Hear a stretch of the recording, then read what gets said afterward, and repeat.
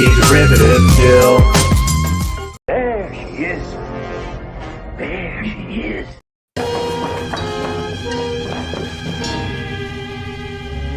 Please don't send me back there. You have no idea what it's like. When I'm done with you and your Starfleet, you'll be lucky to command a Gamma Scout. I'm about to violate a direct order from Starfleet Command. What the devil's going on, Mr. Spock? It appears you were temporarily interchanged with counterparts from a parallel universe. Status report. The Andorian vessels have entered orbit, sir. They're charging weapons. Lock onto their lead ship and fire. Captain? I said fire! I am the captain's woman. You are, aren't you? Join me. Together we shall be the architects of our own future.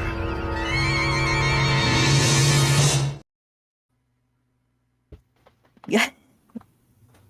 Greetings and felicitations. Hello and welcome to Indefinite Lunch in Infinite Combinations number 107.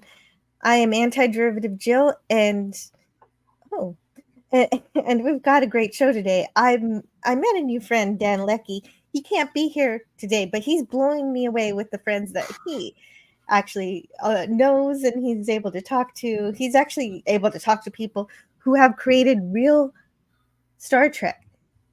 And hopefully today, Gabriel Corner, I think that's how it's pronounced. I hope when he gets here, perhaps he can tell us the correct way. But it'll be really cool to talk to him because he did so much. He did the visual effects work of Star Trek Continues in 3 episodes, but he also did the final season of Enterprise, movies like The Day After Tomorrow, the Firefly movie Serenity, Superman Returns, and even the Orville season 1. So it's clear that he has a lot of talent and knowledge. So we'll talk more about it when he gets here. And yeah, I really appreciate him for all of that stuff. But today we can start talking about the episodes while we wait for him to be here, so we're not just goofing around too much.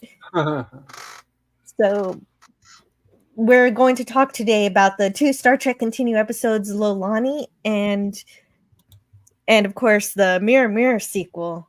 It's a direct sequel. It's not just like, oh, here's later on. This is directly after Mirror Mirror in terms of the span production. And it's called Fairest of Them All. And so that's good. And we have pop culture curator here today to talk to us about it.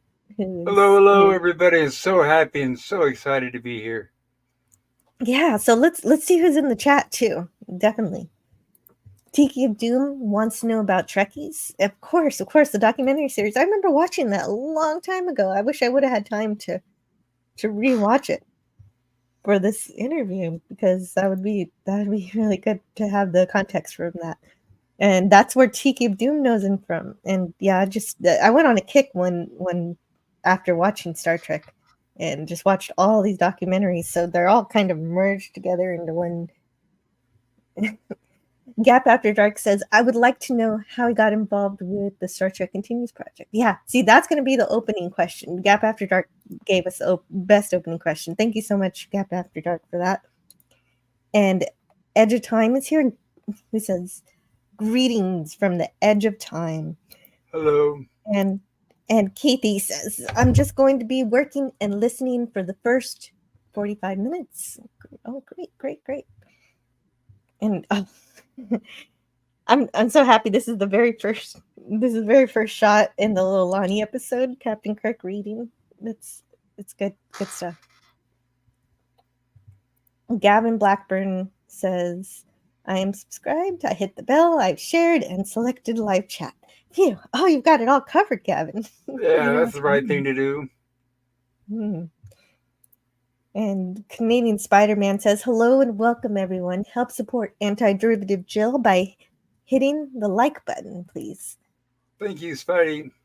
Oh, Gorilla. Yeah, it is amazing to see Spidey. If you were checking out his channel yesterday, he was talking to Rod Thunderheart. And so that is always a really great time. I need to go speaking of things I need to rewatch on the replay, Gorilla says, "Hey, I'll watch this tomorrow. Haven't seen the episode yet and want to be surprised when I'm disappointed." What? You may be surprised, you may enjoy it. Actually, you may be really surprised. I get these slides late at night, so I get really tired, and I was almost going to give up and do the rest of the slides in the morning. But the Mirror Mirror sequel was so good, I kept going. And it's only 40 minutes instead of the normal 50. Yeah, it goes by real fast. It was a little easier to get through. Edge of Time is here also. Yeah, I did read that. And Kapla, A Bird of Prey 5. Kapla, Bird of Prey, hope you're doing well. Yeah, I do hope Bird is doing well also. But he was able to submit a question for Gabriel when he arrives. Excited Beautiful. for that. And I don't seem to exist, says Franco Walker. Oh, you do exist. But you do. We see you.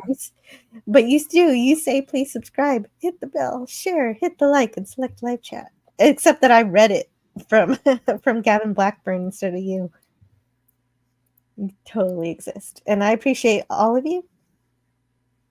And so what we're going to do is we're going to skip to, because I had the interview set up first. That way we could talk to Gabriel. And if he wanted to leave for the interview, after the interview or stay for the review, he could, to give him that flexibility. So I'm going to skip down to, we're going to talk a bit about the episode. And so whenever Gabriel gets here, we'll switch to the interview. And so first we're going to talk about the Star Trek Continues episode Lolani, first aired on February 8th, 2014. And the Star Trek Expanded Universe Wiki summarizes it this way. Captain Kirk and his crew are torn by the moral dilemmas that arise when they rescue an Orion slave from a distressed Tellarite ship. And yes, that's right. So this one is, obviously, slavery is bad. Obviously, Starfleet doesn't approve of it. But for the sake of it's one of those things where you don't like what Starfleet's doing in terms of supporting this, but they can't exactly accept Orion into the Federation because they support slavery, but they also can't tell them what to do in terms of how they run their world. Yes, it kind of mirrors what's going on in today's society with a certain Asian country. And well, you know what? You're absolutely right. Of course, we can't get into the real world politics of the situation. Correct. But I couldn't have said it better myself. My goodness, that is too right. I would like to thank the chat for making this possible. Oh yeah, hey, hello to James Caserta. Thanks for pointing that out. Canadian Spider-Man's asking an important question. I had an emoji, a special membership emoji. And Canadian Spider-Man wants to know what it is. It's a Mandelbrot set. So it's a fractal.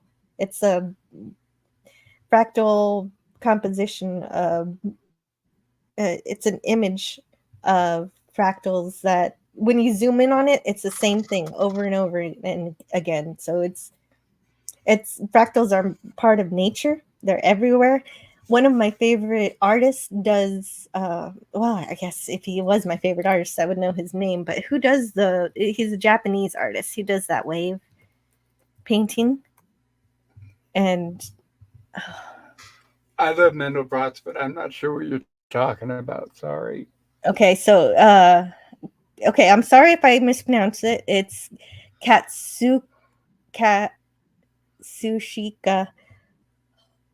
Hokusei. Okay, so I'm not going to say that again because I'm sure I just butchered it. But this is the picture of it.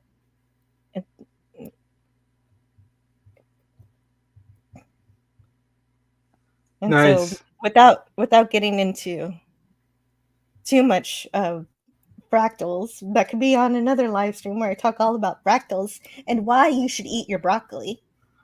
Because broccoli are fractals also.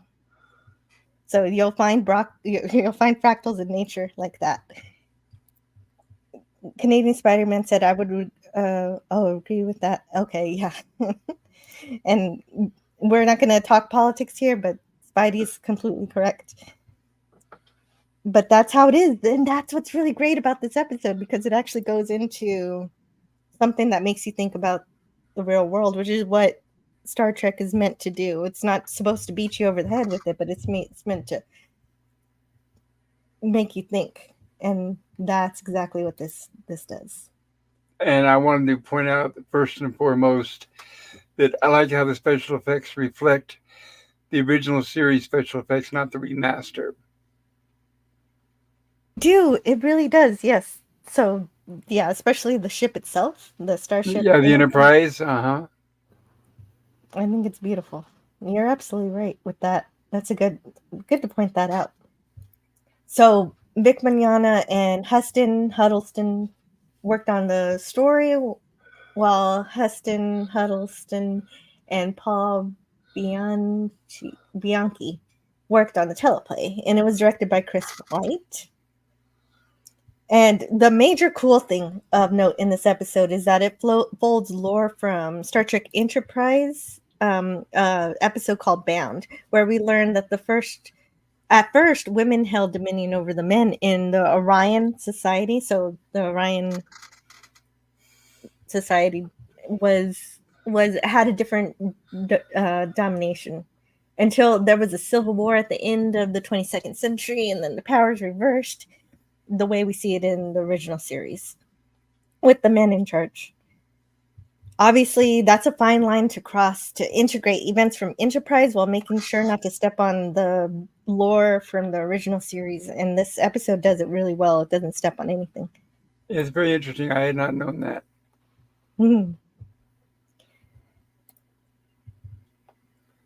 Famous, beautiful tsunami pictures. Yes, agreed. Edge of Time says I'm on my best behavior. Oh, good job. Without being preachy. Exactly, Jill. Yes, that's right. The Broccoli and the Cartoon fan fiction, The Carrot Empire. Really beautiful action show. Oh, I'm sure that has something to do with fractals, since he mentions it. Now that he knows. I mean, it's a pattern that you're going to notice everywhere. If you see patterns that are repeating and just go into each other like that, you're seeing fractals. And it was important to me. I wanted to mention that first shot of Captain Kirk reading, because I think it plays really well into the theme of freedom, because knowledge is power. And as the episode progresses, we also learn that Lolani is also a reader. So she and Kirk develop a rapport over that. Also, it's a subtle touch, but you can see him moving the book forward and back if you were watching. And so that kind of foreshadows when his changing eyesight that we see in the movies, where he's wearing the eyeglasses. Yes, and I like the fact they paid attention to detail. The pages were very brown from age, like he had one of the original printings. Oh yeah, the book is nice. Right, and so it does look like it's aged from over time. But it does, right, he does squint a little bit. Okay. Here's Ensign Tangaroria. Okay, I forgot how to pronounce it already. I just watched the episode last night. But I like finding that the actor who played him, Daniel Logan, is really from New Zealand. And he played the kid Boba Fett in the Star Wars prequels. Yeah, so, and also in the animated series. So there you go for that. And all right. So they're checking out the ship. There's the Tellarite ship, but they can only find one life form. And that's it. And so they transport the life form up. Oh, Franco's got a phone call. That's all right. She's a reader. That's my first impression. Yeah, exactly. She is a reader. That I really do love that parallels with Kirk. And I do like that. Another cool thing about this series is that it remembers when to bring security, and that's something that even real Star Trek sometimes forgets to do in 90s iterations. So that's pretty fun. True. And so, but instead of getting a Tellarite, of course, we get an Orion, and she's a slave girl, and she's not too nice to the transporter chief. But as we see, that relationship develops over the course of the episode too. Yeah, whatever she does it right. I mean, he certainly likes it. Well, yeah, that first impression didn't turn him off at all. No. You can, so is that a lesson? you can hold someone up with the knife, and they'll forgive you for it. If you're nice Right, to tough them, love, tough love. Oh my goodness, Canadian Spider-Man is really into this. You should check out the Carrot Empire, Jill. It only takes a few minutes. Each episode is good for the kids too. Incredible art. Okay, well, you know what? I'll remember that, Spidey. It seems really important to you. And Jill is traumatized by the vegetable rebellion from Lost in Space. Actually, we haven't gotten there. I can't wait. That's going to be good. And so, yes, teleplay, Lolani. Yes, there we are. I didn't get the full. I did get the full theme for the Fairest of them All episode because, of course, we get a unique one, which is going to be really fun. And so, of course, it's suspicious. They're like, why was she on board? And of course, it's because they had bought her. Somebody on there had bought her.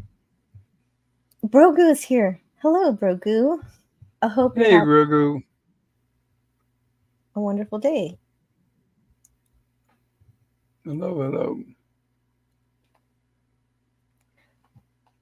And so, of course, since she's threatening violence, so Spock has to nerve pinch her, which is good. Nice placement of that. Perfect appropriation of the neck pinch.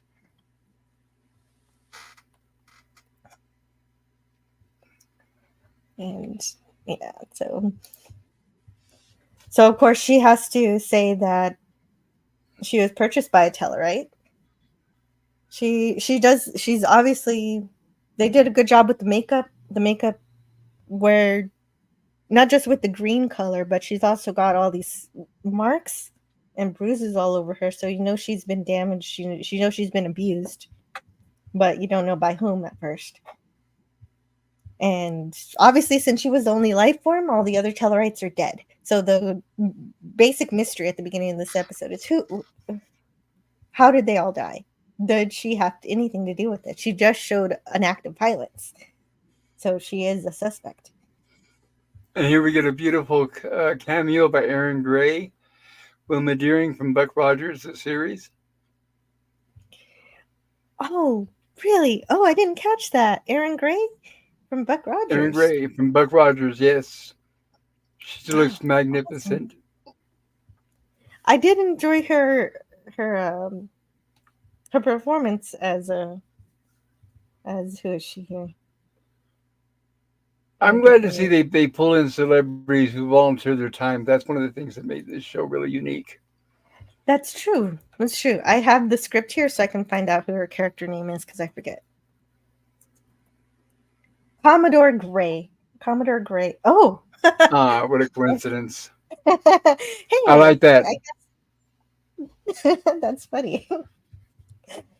Oh, how clever. And of course, I'm glad that you knew that piece of trivia. One? What's one?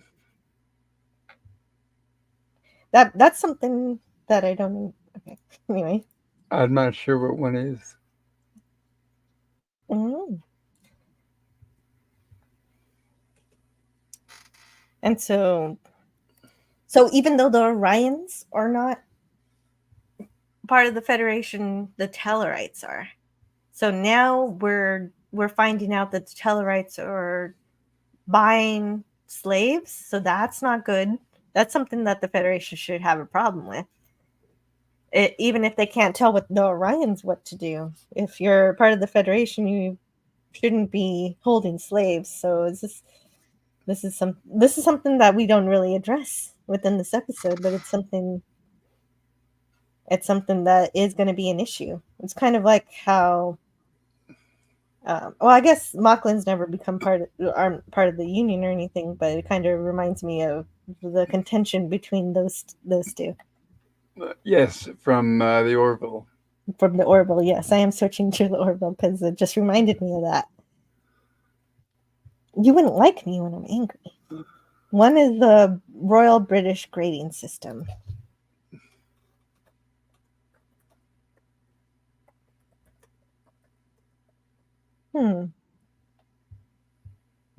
Okay.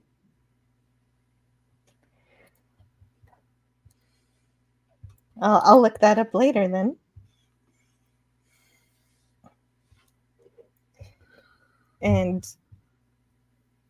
But it makes sense that not every Federation world is going to be perfect, and there's going to be problems. And if you're already a member, then we're going to work with you to work through your problems. So it does throw a bit of a kink in it.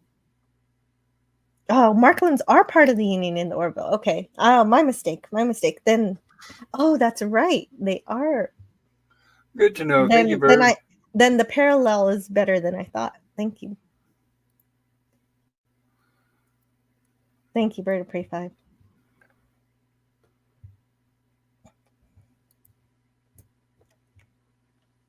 And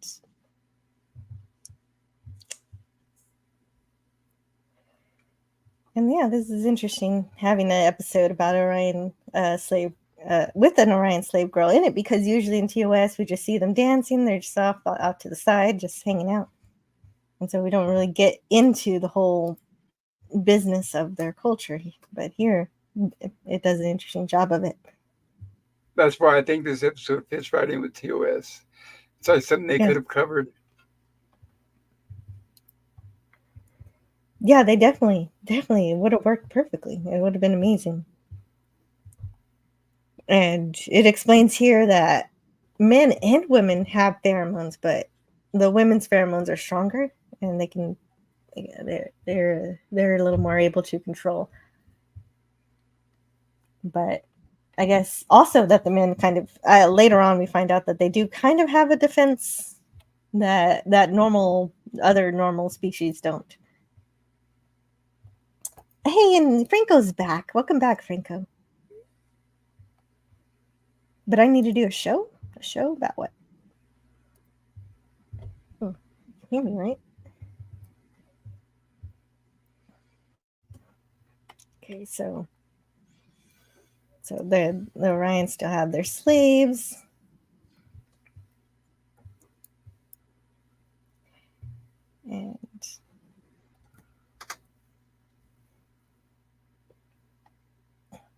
And yeah, I think it really works out pretty well. And Scotty's showing Lolani the controls. I don't know if she's charming him or not over there, but he seems very excited. And he's happy to show anybody around. I struggled with whether or not he's flirting there. I'm not sure.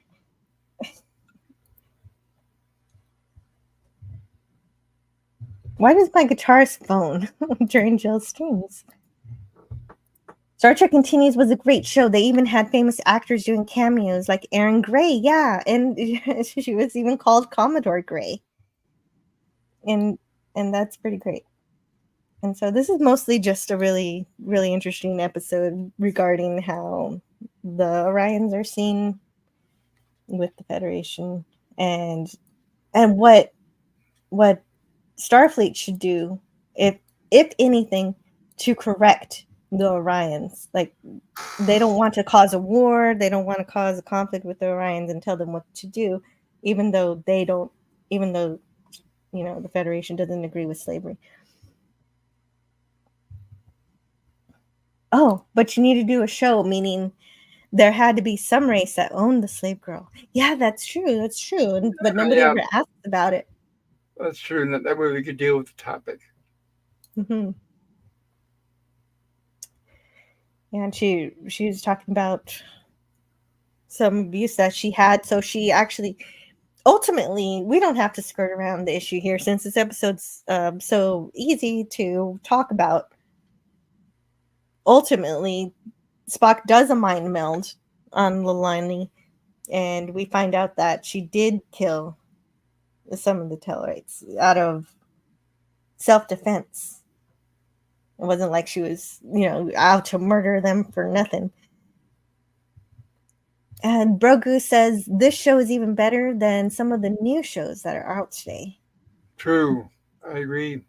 Yeah, well, yeah, it's definitely something interesting to talk about, not just the issue of slavery and trying to end slavery in other nations that you're not in control of, but also how can you help someone in that position when they've committed murder? Even if that murder wasn't self-defense, you're not in. It's the matter of the law. She can't go to a Federation prison because they don't have dominion over what happens to her. So it's Orion law that's supposed to supersede here, unfortunately. And so it's something that you don't like to see. You don't want that. And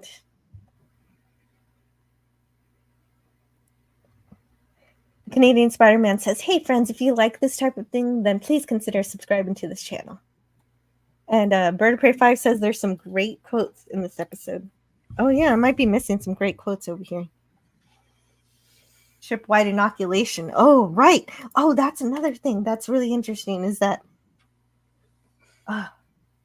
they actually have a way to deal with the Orion The pheromones. Pheromones. Yeah, the pheromones are something that can actually be counteracted, which we haven't heard before. So that's interesting in terms of being able to do that. I wonder when that developed. That's the first mention I heard of it. I never heard of it in the original series or the animated series. Yeah, it's not in the animated series. So it has to be after the animated series or sometime during, because that would be something to explore precisely. The Outcast Creative is here. The fan films are fun. It's a shame people can't make them anymore after what happened with Axanar. Yeah, yep, no. So true. But that's a shame. That's the thing is it would be a lot better if Paramount or CBS or whoever it is now, if Paramount actually cared about the fans, cared about Star Trek being shared and explored and loved and everything, and we could actually get some good stuff. But I guess the cynical argument is that they're afraid, hey, these fans are doing better than we are. Exactly, right. Even the sets look better. Yeah, right. And yeah, extremely faithful sets. So good that other fan films are using these sets. I'm so glad that the sets for Star Trek Continues did not get taken down. And oh boy. Gavin Blackburn says, if we're talking Star Trek, then this show is better than all new Trek shows. I understand it would be a little simplistic for a new show, but at least then people making continues understand Trek. Oh, yes. And this guy right here. Lou Ferrigno, everybody. Yes, the Incredible Hulk himself. Yeah, he is. He is the Incredible Hulk. I couldn't believe it, but he started his career as the Incredible Hulk in terms of. And this is before he got his hearing implant, his cochlear implant. So I'm wondering if that had effect on his speech. Oh, is that what happened? Did he lose his hearing later in life? He's born deaf. He's always been deaf, and that's why he can't hear himself. And he reads lips at this point. But then a few years ago, when he got a cochlear implant, and that's it pretty much gives hearing to people that are deaf. So I'm wondering if his voice has changed since then. I haven't seen him on anything. I know right now he does still work in Hollywood as a celebrity personal trainer, and he does pop up every now and then in movies and stuff and cameos. But Yeah, exactly. He's got a good-looking IMDb career, yes, and I didn't even know he was deaf. Like, that's incredible. He is extremely talented. He doesn't present to me as, I just thought, oh, he has an interesting way of speech, but I didn't think, oh, deaf. You know, I just yep, he's really good at holding his own. yes, yep, he's very convincing. Hmm. Yeah, that's awesome. And yeah, his first appearance, according to IMDb, was in 1977 as the Incredible Hulk in a TV movie, and then the Oh, it sequel. wasn't Pumping Iron? Oh, Pumping Iron, is that his first? One of his Yeah, first there's a roles. documentary that Schwarzenegger made back then, and he popped up in it. I think it may have been before the Incredible Hulk. I'm not sure. If Oh, anybody in the chat you might knows, be you can right. correct me. You know what though? Because I don't think that IMDb is the be all end all source of things. I think it misses a lot of stuff, and you're probably right. What is it called again? Pumping Iron. Pumping Iron. Yeah, it's not. Is it even listed here? Shame, IMDb. Shame. Yeah, I don't see it. No, maybe. Well, it says that it's here, but where is it? They might have. Okay, so they do mention it, like in the mini bio. There's a mini bio about him. Outcast Creative says it was the same year. It was the Cool. same Thank year. you. Same year. Thank you. Yeah, thanks. Cool. Same year, 1977. TV show. He was on every week as the Hulk. Oh, and Canadian Spider-Man's talking about the animated series. So there's an animated series, and then of course he went on to also be the voice of the Hulk in the Marvel movie in 2008, and the Avengers, and the Age of Ultron. And can you make Zemenhan disappear? Yeah. Oh, what's the name of the ensign? Oh, Kennington. I can't remember. Kenway. That was close. Very good. So Lolani says one of the best quotes. The only thing necessary for evil to triumph is for good men to do nothing. And that's one of the powerful quotes of the episode, because of course it is a real quote from Earth, from Earthlings. And so I meant to look up who actually wrote it.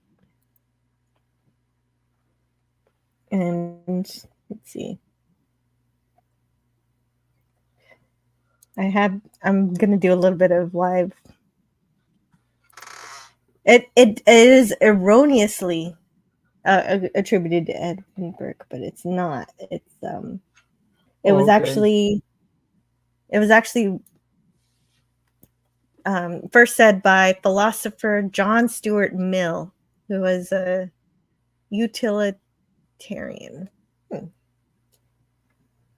He says, "Let not anyone pacify his conscience by the delusion that he can do no harm if he takes no part and forms no opinion. Bad men need nothing more to compass their ends than that good men shall look on and do nothing." And so he continues, but I'll stop there. The Outcast creator says Arnie and Lou went to the same gym, and they knew each other, but he was filming Hulk when Pumping Iron was shooting. Very cool. Mm-hmm. Yes, indeed. And so they decide, hey, we don't agree with this. We don't agree with the Orion or the methods, but we're going to respect them. We're going to invite them to dinner. Maybe we could change his mind. Maybe we could change everything. So that's the hope, and that's a lot of hope. right there. Why not try, right? I like that. I like that attitude. It's very hopeful. Of course, it's not successful, but the heart is in the right place for it. But yeah. And it looks like they're eating real food, unlike in TOS where it was colored cubes. Oh my goodness, you're right. Where are the color cubes? I guess they upgraded their They upgraded. food processor. Yeah. Ooh, fancy. Was the color and green skin the same tone as TOS? I wonder. It looks pretty close. It looks good Yeah, to I'd say it me. looks similar. I don't know if it's the same as the Incredible Hulk, but it looks the same for TOS. It might be different. They might have used different types of makeup. Oh, that's a wonderful question. I love that question, Spidey. And uh, I love Kenway because he's not just overtaken by her pheromones because he gets the inoculation. He still wants to help her. He really feels for her. Yeah, he does have a crush. Matthew. Yeah, very strong one. Yeah, Matthew, that's his name.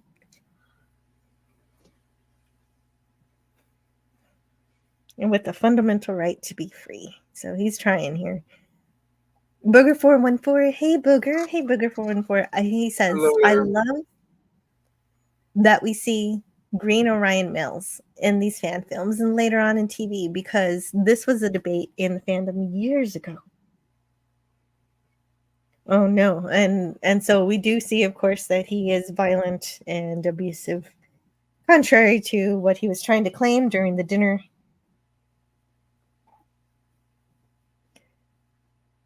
And so,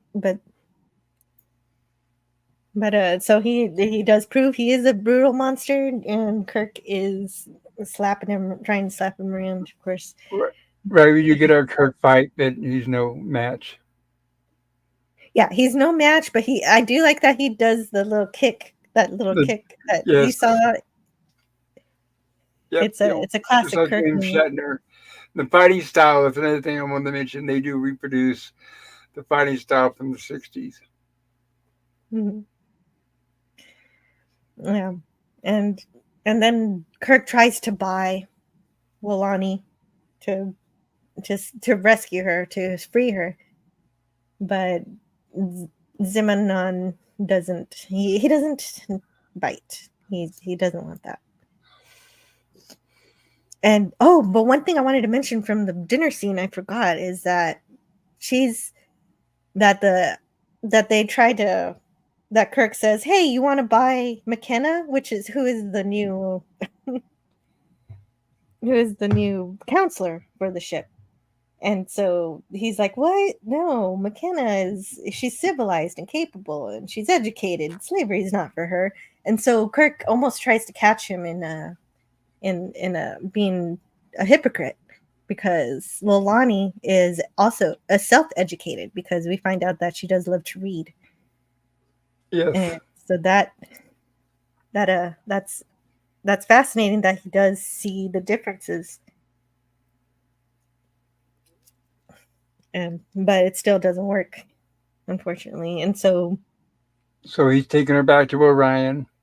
Yeah, so he's going to take her back to Orion. And it's eating away at Kirk. Kirk can't stand it. Of course, he's getting these flashbacks in his head. And so he's going to go against orders. He's going to go against Starfleet orders and rescue her anyway.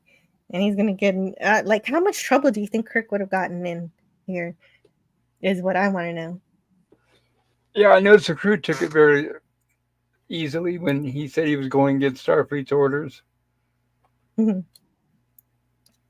Yeah, the crew agreed with it because, I mean, he knows when something's wrong and he can't help it because he's Captain Kirk. He doesn't want to see it. He doesn't want to see it happening, even when Starfleet says, "No, don't do it. We're going to cause an interstellar incident. We're going to cause war." But hey, this is Captain Kirk. This is wrong. It is. What's right is right, and I'm going to do it. And I wasn't here for last week's stream where you talked about this show, but I want to mention that I do like the casting. Of course, they're not the originals, but I do like them. Oh, For for sure. Me too. non-professionals, yeah, they're really, yeah, they're good. I think Scotty R37 was saying that Todd Habercorn doesn't do that great with Spock, but I think it's just because it was the first episode, and he just didn't quite have it yet because It wears on you. They eventually get used, and they have a couple different doctors over the run of the series, but Todd does pretty good. He does. He gets better in this episode than he was in the first one, and he gets even better in the Fairest of them all. He does a really great mirror Spock. Yes. And I had a good time. And Franco Walker says he prefers this new McCoy, and I think this new McCoy was actually meant to actually be the McCoy, the one that we had for the first 2 episodes. Was apparently just a filler. It was just supposed to, because the new one wasn't ready to start. Oh, but that's something I skipped over because we went through the slides so fast because I don't want it to drag. But that was an important point. We did see McCoy kind of relish injecting Yes. Oh, that's in the next episode. That's why we haven't mentioned it. Right. Correct. Oh my goodness. I haven't reviewed 2 episodes in one show since we did the Orville, so I'm a little That's okay. excuse me for getting a little mixed up. Yeah, he's in the next episode. These streams never drag. Oh, thank you, Booger414. I appreciate that. With the crew out of ideas. Okay. Yeah.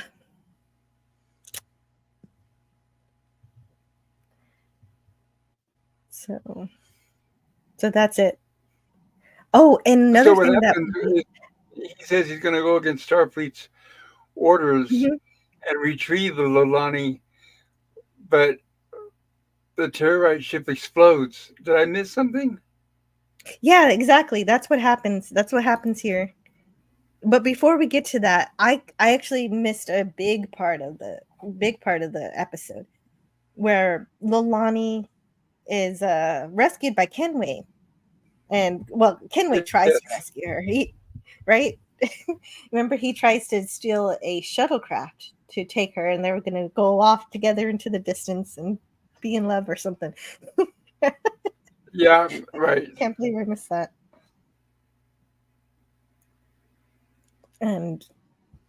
But of course, they don't make it past the shuttle bay doors. But it's pretty cool to see the shuttlecraft and almost see it take off. They didn't quite make it in this episode. So, in this case, and he also gets disciplined. Kenway doesn't just get oh well, you'll do better next time. He actually does get sent to his quarters for at least one shift, and so there's some kind of discipline going on here. Yes, which I agree with. And so, but eventually Lolani and her owner do leave, and so that has to happen.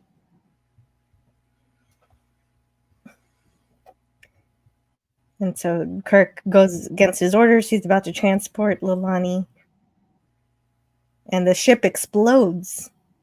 And it just comes out of nowhere. You don't expect the ship to explode. There was no reason for it to explode. Yeah, that's what I was wondering. Wait a minute. Right. They didn't fire at it or anything. No. Lolani did it. Lolani sabotaged the ship because she'd rather die than continue life as a slave, because earlier in the episode Kirk said you're free, and she had a feeling of freedom and she didn't want to lose it. Right, it may have happened off screen, but that must have been what happened. Yeah, she must have sabotaged the ship to self-destruct. Oh, Yeah, it does happen off screen. It's confirmed that it happens off screen because of her recording. She gives a recording that explains what happened. She Man, and Kirk was so close from transporting her too. He was just like, transporter room, and he was about to beam her up. But Lolani leaves a video message in this little tape recorder. At first, I thought, "Is that it?" Like it looks like post-it notes, but it's of course the tape. And she says, "Okay, let's." Oh wait, this is actually a good quote. Maybe I'll read it. This will be one to read.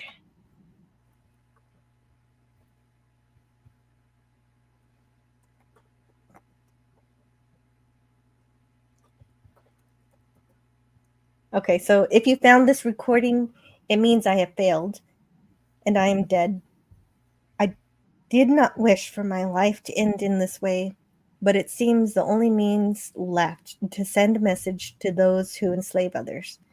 My death will mean nothing, but perhaps Zemenhan's death will light a fire in my people and our allies, those who witness inhumanity and yet do not act. And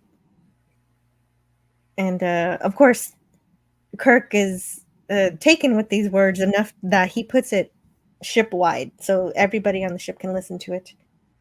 And she continues, the message of hope must go on. It must reach Orion. It is clear that I will not be the one to carry that message. I can only pray that another will. Thousands of young Orion girls are desperate, longing for a chance to live free, to dream, to fly. You were kind to me.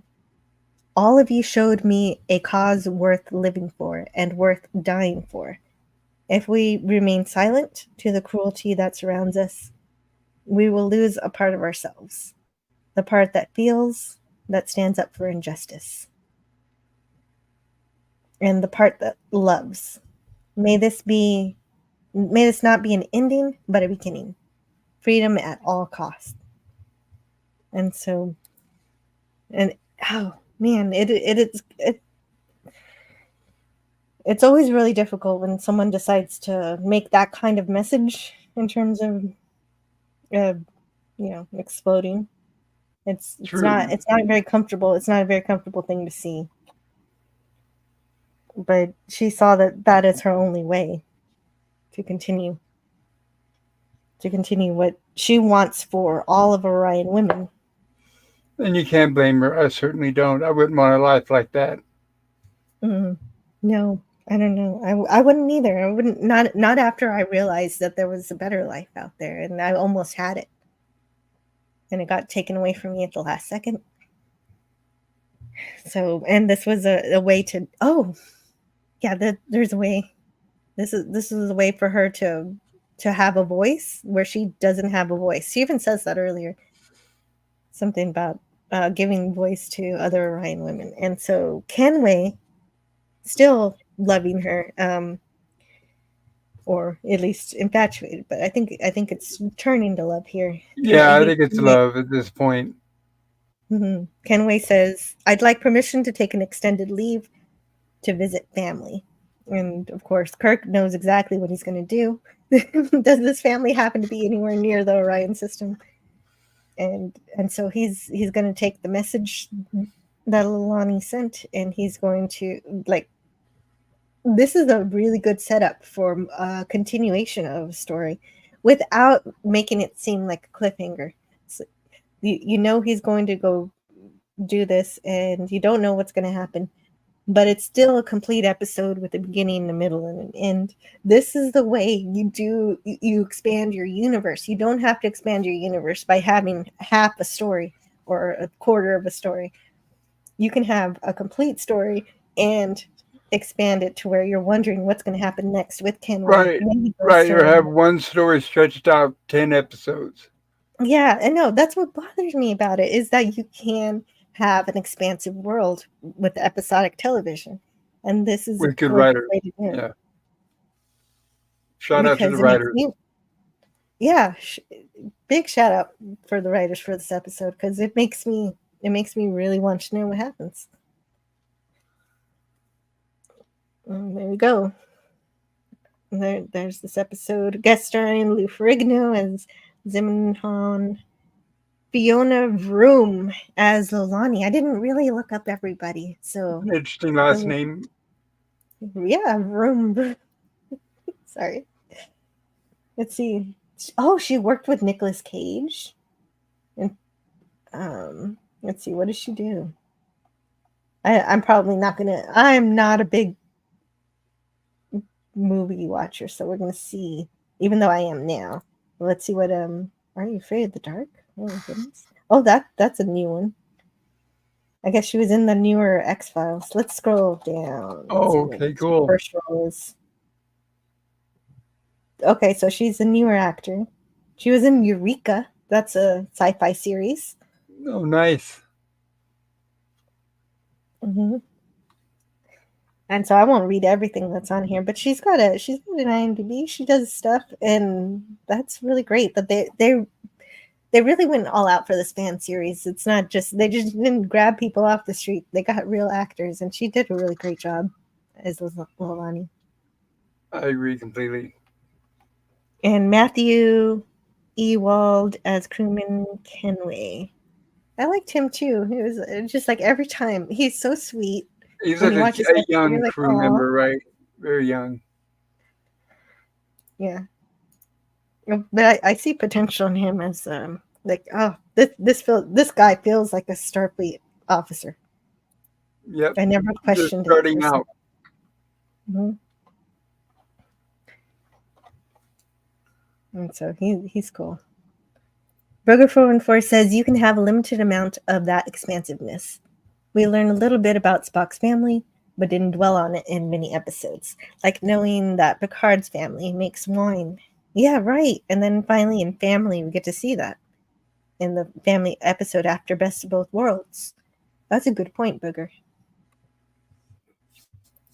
And Franco Walker wants to remind you to please subscribe, hit the bell, share, hit like, and select live chat.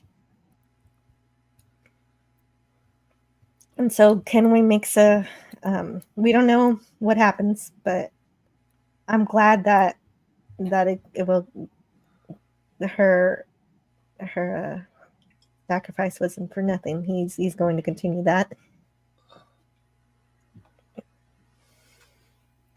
Well, and not every Star Trek episode has to end with a joke or something like that. This one was a very dramatic one, a very somber. It's not even a somber ending. Yeah, it's not a happy ending. Exactly.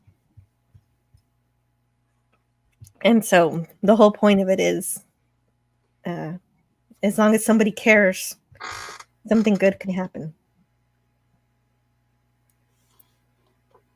And does that care turn into action? And like you said at the beginning of the stream, Pop Culture Curator, slavery does exist in real life, and it's something that people. It happens in real life, even in this day and age, and our country overlooks it for certain political factors. It is. It's something that maybe needs to be challenged more by people in power or people who have the ability to. Yeah, we would hope. And somebody who cares.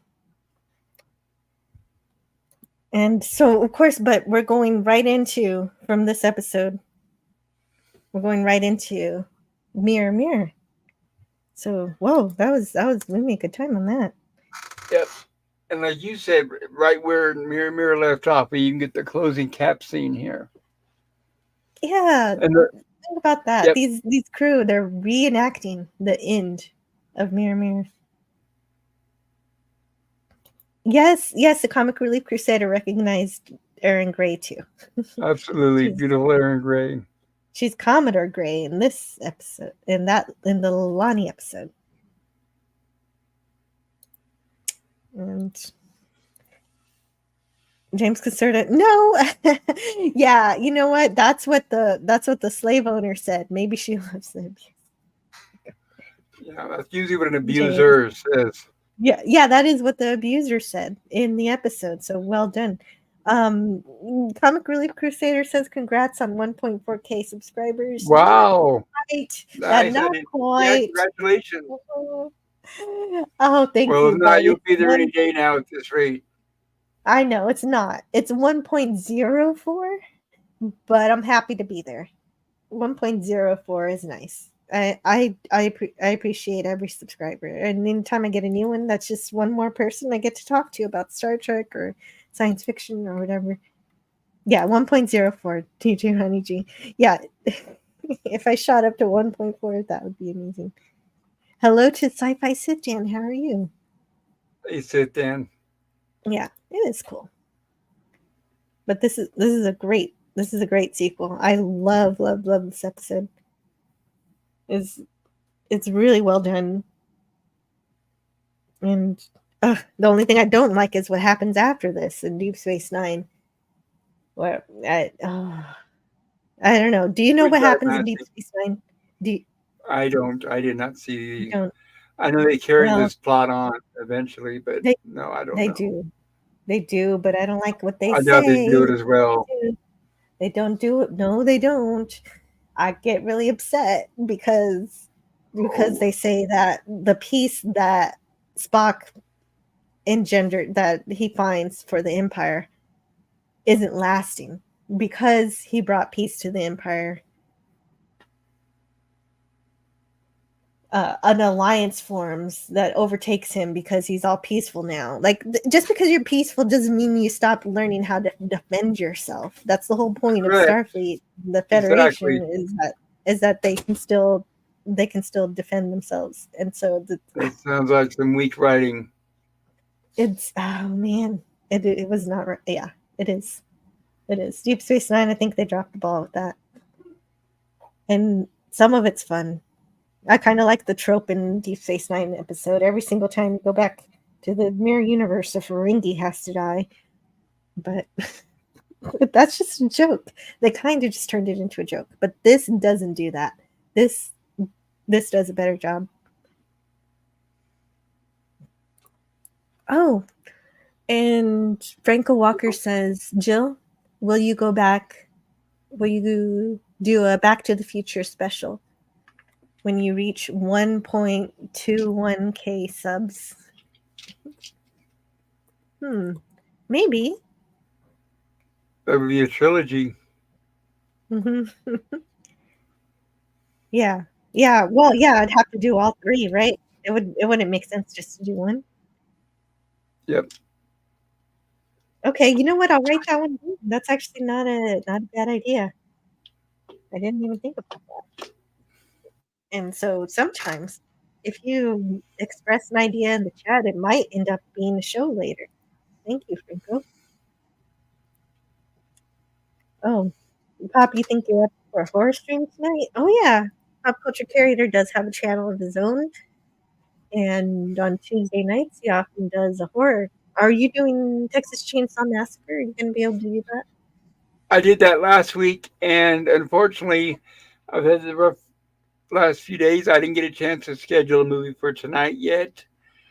So on the fly, I might just pick something and cover it, or do a rumblings from the lab. I'm so sorry. Rumblings. I apologize.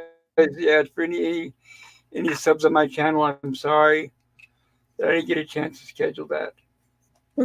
Fair enough. And so there you go. I always thought that Spock would practice more peace through superior firepower. Me too, Booger. And that's the way it should have been. And yeah. Anyway, we're gonna. It's really good. I don't know. Maybe I don't know how to frame it. But Spock is really taken with Kirk's words, and he considers it, of course.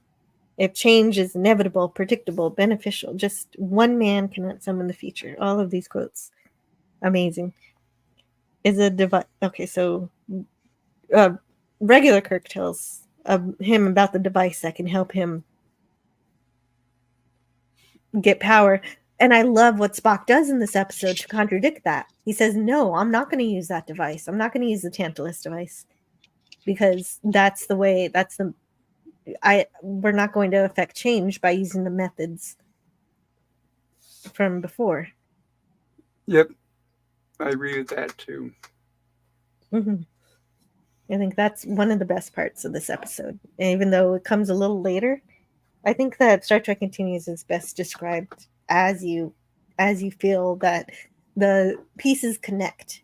And that's what's really cool about it, is that they do connect in such a really cool way. And so, of course, Mira Kirk doesn't know about the fact that Chekhov tried to kill our Kirk. Yeah, I'm glad they thought of that. Yeah, because he did remind him, because he did call for Chekhov. Oh, and Tharn here. We have to talk about Tharn. Because do you know who he is? This is Bobby Clark. And of course, Tharn's saying, hey, you know what? It wouldn't be wise for you to do what you're doing. You shouldn't do that. We're going to protect what we care about. And so, but Kirk just thinks that that's lives. Mira Kirk just thinks, oh, that's just lives. We're going to kill your lives and take your dilithium. But of course, what it is that they're also destroying their dilithium. That's the clever part of the what are they called? The species in the original Mirror episode. Oh, I was just thinking about that last night. Now my mind draws a blank. Mm-hmm. The ocean. No. I got it here. The Halkins. The Halkins. Thank you. That's it. Mm-hmm. Oh. There we go. Vulcan. Kronos is here. Hey, Kronos. Really great to see you. Hey, Kronos. Vulcans look better with facial hair. And yeah, so in the Mirror universe, Vulcans have there's beards. They do. And so yeah, so they're usually very uniform in their hairstyles and everything. So it's cool. In the Mirror universe, that's their uniform. Burger 414 says, I wonder what the Organians are like in the Mirror universe. Ooh. But anyway, Tharn is played by Bobby Clark, and you know who Bobby Clark is. I don't, so please enlighten me. Oh, I thought you did. He played the Gorn in Arena along with Gary Combs. Oh my goodness, that's right. Wow, we're serious? Yeah, seriously. I was like, really? I'm glad you pointed that out. So he played the Gorn. Very cool. Mm-hmm. Yeah, and it's like I would never notice it. I would never notice it watching it. I didn't notice it. But when I was watching, I watched all the credits and I saw Bobby Clark's name and I was like, wait a minute, that sounds familiar. We never saw his face in Arena, so yeah. We never. Yeah. Forgive. Yeah, right. Because I think he does show up in a couple of other episodes, but I forget what they are. And let's look it up. We have time. Makes you want to go back and do TOS all over again just to figure it out. Mm-hmm. And let's look at his Star Trek stuff. So yes, he played the Gorn with Gary Combs, but also he was also in Return of the Archons. Very cool, nice. Also, and Mirror.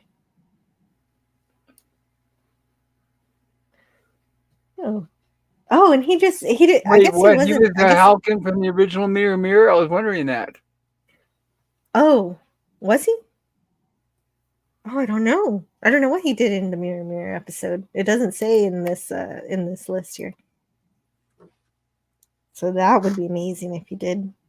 It would, yeah, because he looks similar, but it's like, okay, so maybe the original Halkin's actor is still alive, and that's him. Holy crap. That would be amazing.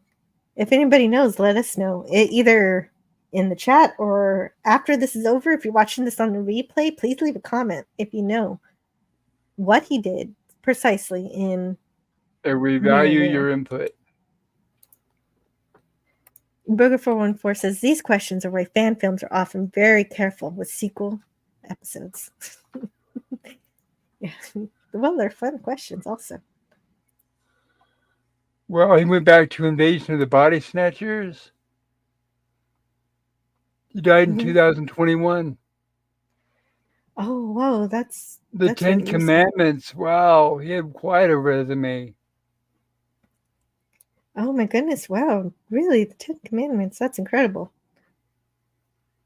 Sentai Ranger Donnie's here. Hello, Sentai Ranger Donnie. Hope everyone is well this afternoon, or this morning in my case. Oh yeah, it's afternoon for me, morning for you. And so, and Mirror Kirk isn't content just to kill everyone with phasers. He could do that. He could just destroy a single city and mine the dilithium. Just destroy where it is. That way. Yeah, I thought it was interesting because just as virtuous and good guy that Kirk is in our universe, this guy is really nasty. The opposite Kirk is a really bad guy. So I'm glad they weren't afraid to pull any punches there. Yeah, exactly. And so, yeah, it is the precise opposite. Instead of doing that, he's like, full spread, photon torpedoes, kill them all. Yeah. Let's get rid of all these people. And Spock is like, wait a minute, why can't we have a little diplomacy? Don't do the torpedoes. And yeah, because what our Kirk said is really getting into his brain. Because it makes sense, it's logic, and he knows that their current way they're running things is not going to last. Yeah. Right, exactly. And then, because he did the projections, it would only last another 200 years, and then it'd be dead. Yep. If that. And apparently here, Kirk's spreading these torpedoes is apparently going to accelerate the end of the Empire. Yeah, because we didn't know about the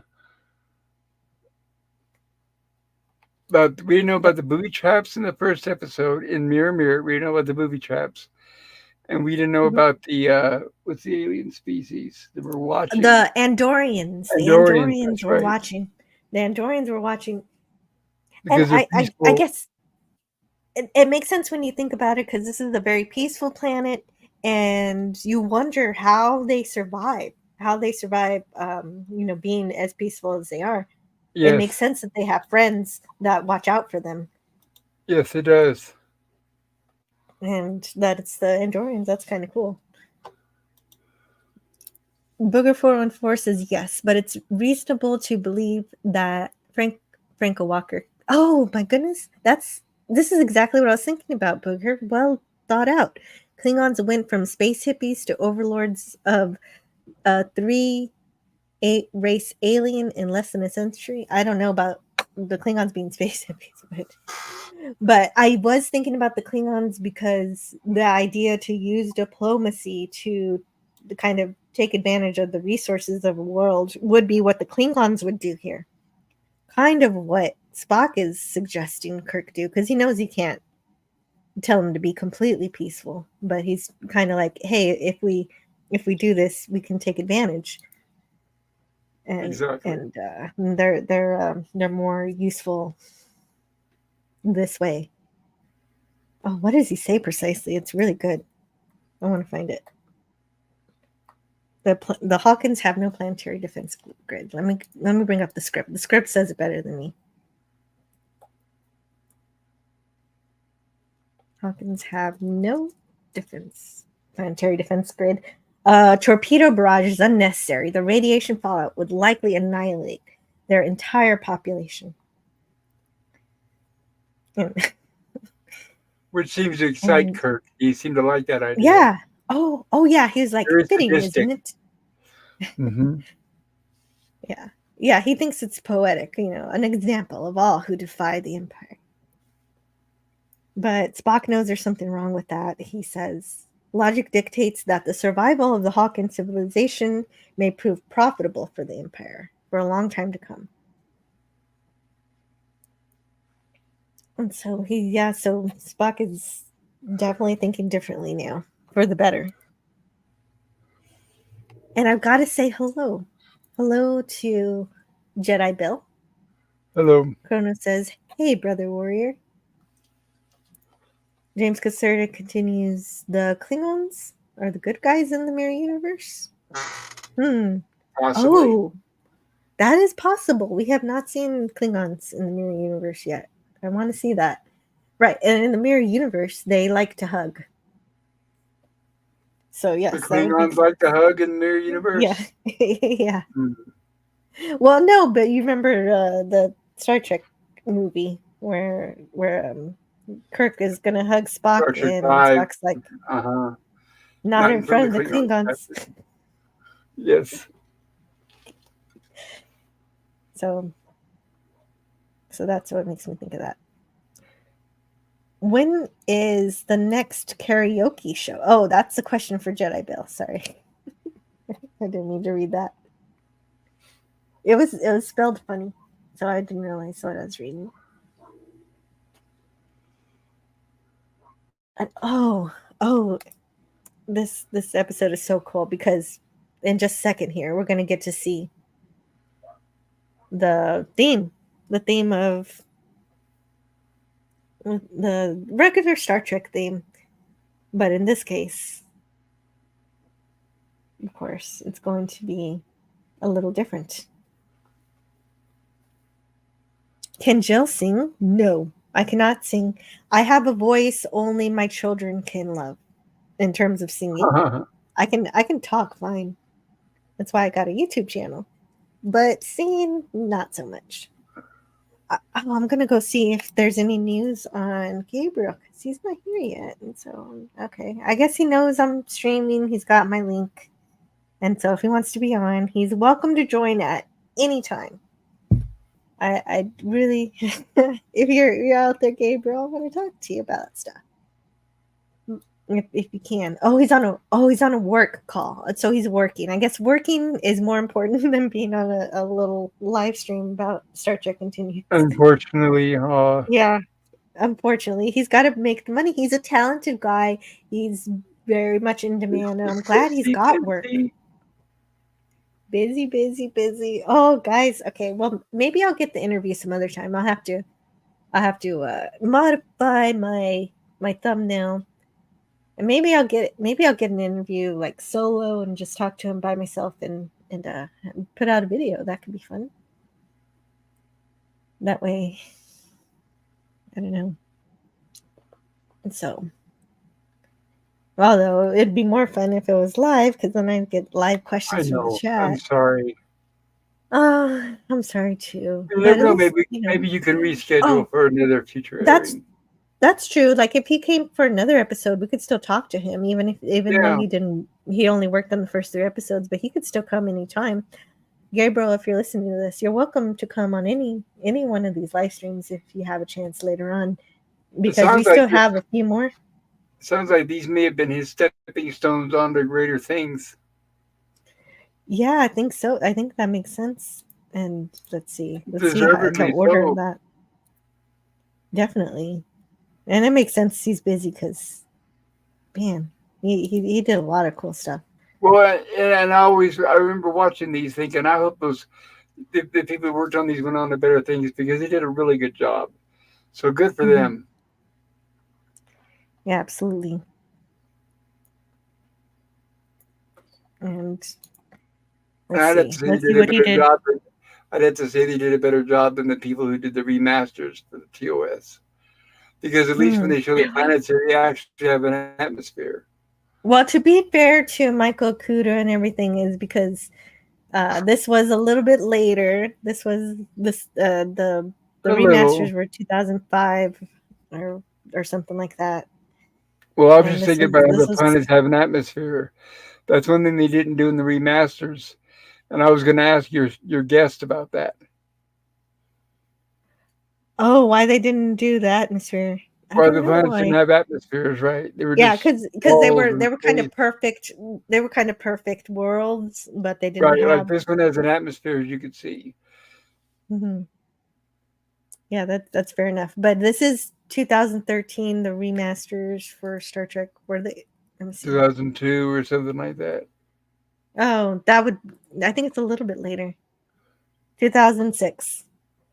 6. Yeah.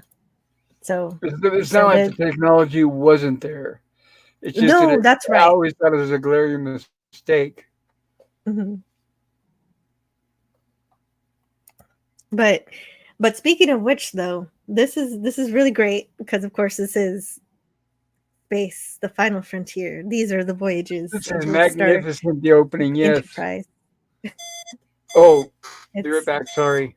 okay. Got a It's phone 5-year call. mission to explore strange new worlds, to seek out new life and new civilizations, to boldly go where no man has gone before. But in this case, we're in the mirror universe, so we've got different words. We've got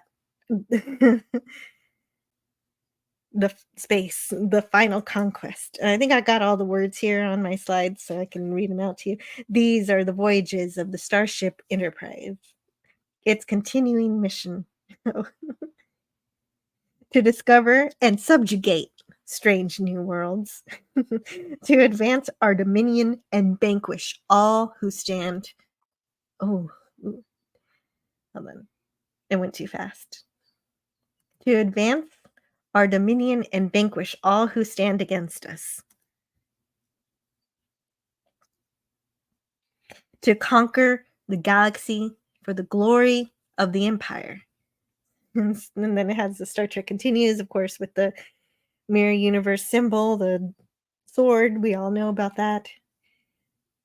Of course, starring Vic Mignogna, and of course the credit says normal from this point. Chuck Huber as Dr. McCoy. Of course, that's the new McCoy. Chris doing Mr. Scott. Fairest of them all. So we've got to the teleplay by James Kerwin and Vic Mignogna. Story by Vic Mignogna. Okay. And so that's fun. I like how they changed the words. So that kind of reminds me. Have you ever seen In a Mirror Darkly in Star Trek Enterprise? Not me. No, it is good. I recommend that one. It's You in the can Mirror watch that one. Universe episode. Yeah, it's a Mirror Universe episode. It has Tholians in it. It's kind of interesting. I think it's good. They do a better job than Deep Space Nine anyway. I remember you and Scotty were talking about it not too long ago. I looked up some You of the might not. still. Mm-hmm. What did you think of the stills? I thought they looked pretty cool. It was a CGI Tholian, like surrounded by heat. Yeah, they were creative with that, and then you do get a CGI Gorn. Oh, Who, of course, is a little different. Not for long or anything. Of course, I prefer the real Gorn, but I do appreciate it. if I I want to was say to go hello to back and watch one of those yeah. classic Trek series, it would probably be Enterprise. I don't think I have much Mhm. interest in Voyager, but if I had to go back and watch one, it'd probably be Enterprise. I think I would recommend it. I think so. There's some not so good episodes, but but Enterprise gets it right, it's so good. Well, everybody says after the 4th season or something like that. Oh, fourth, they're they're yeah, fourth season was great, but that's all we get. Oh, there's only 4 So you seasons. can't say Oh, after the fourth okay, season. sorry. Oh, well, then it's too late by then, I guess. Yeah, no, I think there's some good stuff in every season, but I guess it picks up in 3, if you want to say where it picks up. Okay. But I think there's something of value in every season of Enterprise. It's like finding treasures, I'd say. Franco Walker says, I like the way they changed the opening sequence for the Mirror episode. Yeah, me too. Yeah, it was amazing. I loved it. It makes you want I a like whole the way- show just based on that. Would be curious. Yeah, and they do a really good job with this in such a way. I want to see. Well, we don't get to see, except for McCoy with enjoying injecting the medicine. Yeah, We don't that see was it. very interesting. It was actually funny because yeah, you can never imagine the Forrest Kelly Bones doing that. Right, exactly. That ignited his curiosity in a very sinister way. And you And couldn't wait to eject him again. I would like more Mirror episodes in Star Trek Continues just to see other crewmen also exhibit, how they are different in the Mirror universe. True. Franco Walker says, I already read that one. Given that these humans are still humans, just more primitive and brutal, I don't think the Klingons would be any less Klingon, although probably more diplomatic. Okay. Fair enough. James Caserta says, Zordon. I'm not sure what that refers And, to. well, he's referring to, what is he referring to? I don't know either. I typed in my search engine and they brought up Power Rangers. So I guess he's talking to Danny. Work? What is work? Says Booger414. Oh, that reminds me of Stone Racket. Stone Racket likes to say that. James Cassera says, I'm available for interview. Yeah, but your internet doesn't work. Cronus requests, brain. What is brain? Vulcan brains are squishy, says Cronus. Yes. Everybody's brains squishy. What did you say that for? Any advance on 2006? Going once, going twice. This is how he pays back the little people. What? What are you talking about, James Caserta? Was this before or after it is after the Enterprise episode because it's 2014, so or after 2014. Wait. I didn't read that part. Thank you for asking me that. So this episode first aired June 15th, 2014. So yes, 2014. And there we go. Thank you for that question. I needed it. Franco Walker says, shut up, Wesley. Oh, okay. That's a request. But first I gotta... Sir, I know this may finish me as an acting ensign, but... Shut up, Wesley. Everyone's seeing.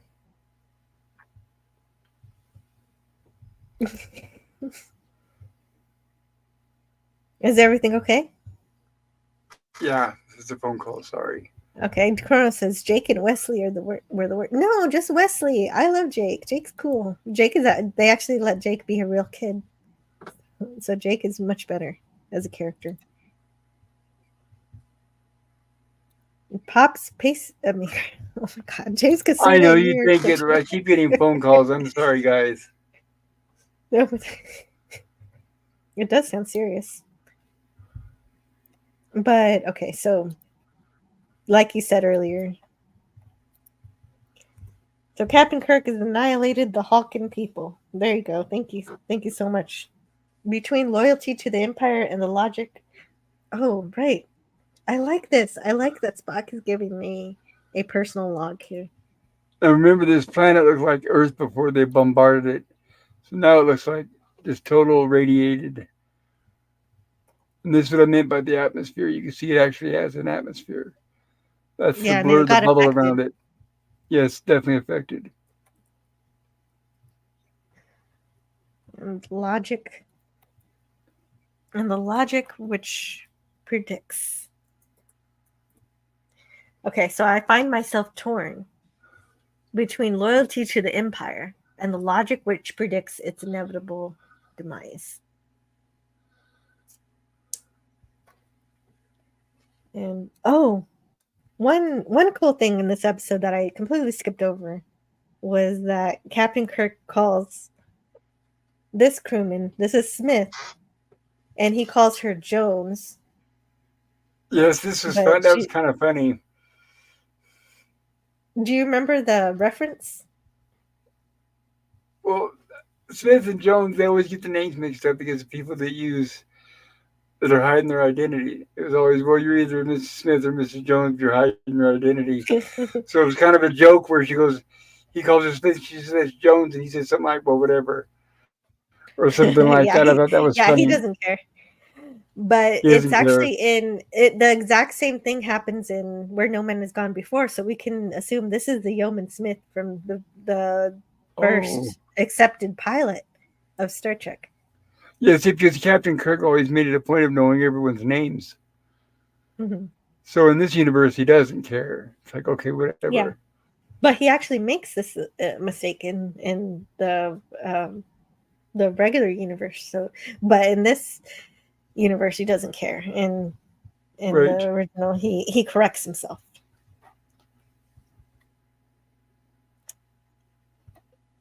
And oh my goodness. And anyhow, let's move on. Of course, like you said, they've been completely annihilated, but also not just them, but also all of the dilithium. And which makes sense that they would booby trap it. It does make sense they would do that, just letting it, instead of just, leaving it open to anybody. It's like a doomsday device. Mm-hmm. Right. And Kirk is telling her to contact Starfleet, tell them we've completed the mission, notify that they can do the dilithium mining. This is before it gets destroyed. But the only thing I wanted to point out here was that he tells her to make note that Mr. Spock objected. And so he's finding that Spock is questioning his decisions, and he's seeing that as a threat.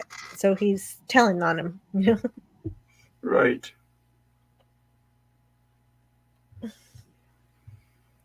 Well, and Chekhov gets sent back to the agony booth. Well, that was funny. I thought that was funny too. Like I think it makes sense that these are a little. I lied. A little funny. Lied. Well, here's. They point out just how sadistic he is. He just really loves it. Mm-hmm. Yeah, he does get his rocks off from it, and here it is from the original series, the original Chekhov. Of course, giving us his performance of his catch line, which of course is always screaming. Yes.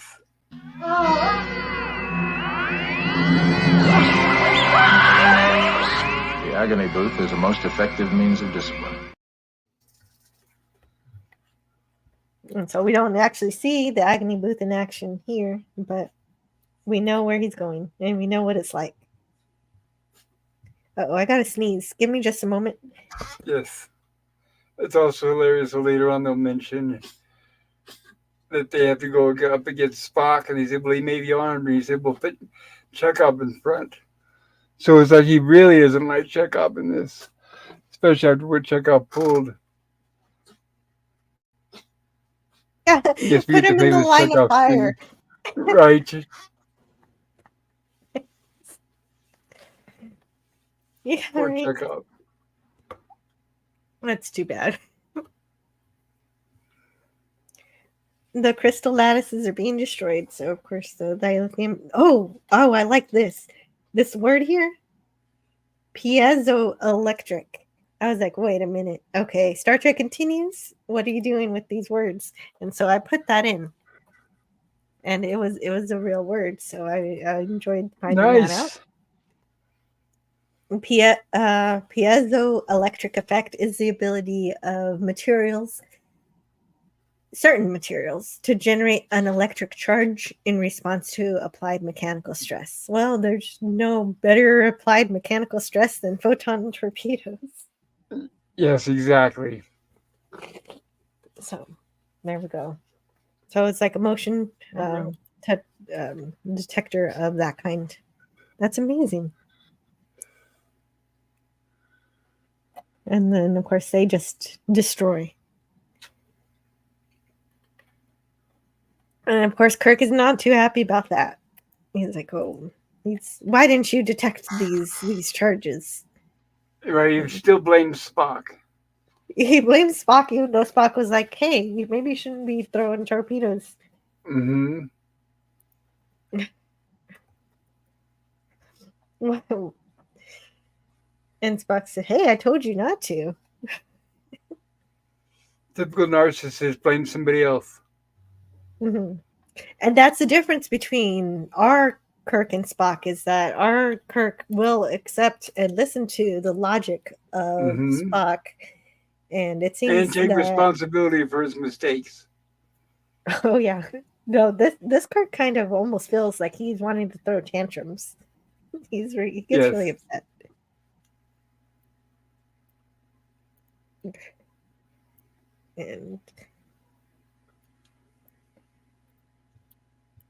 And Uhura doesn't actually want to talk to Spock because she sees that he's not on Kirk's good side right now. Right. And she seems a little worried about that. Although I would have liked to see her. She kind of feels like they left the real Uhura on the ship in this episode. Yeah, I know it. I wanted to see Mirror Uhura. And of course, there is an Andorian vessel that doesn't like the fact that Kirk destroyed the Hawkins because they're peaceful and everything. And of course, his only orders if they have any action, just destroy them. He has no interest in going up to the bridge and dealing with it. Mm-hmm. Right, exactly. Oh, they're a problem. Kill them. Terrans are annoying, says Cronus. Yeah, well, they're not too good. I'm not even so sure how they made it this far with this attitude. They did it.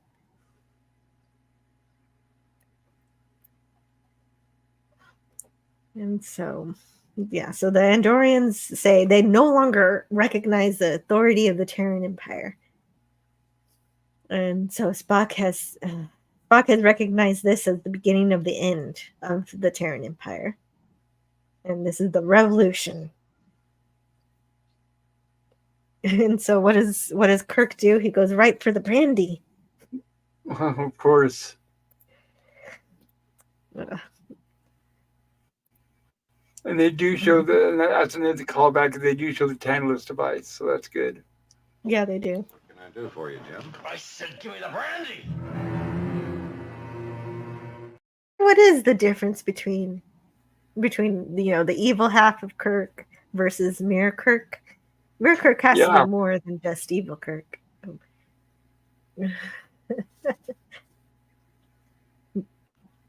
Oh, but I guess maybe one has more of each of the other.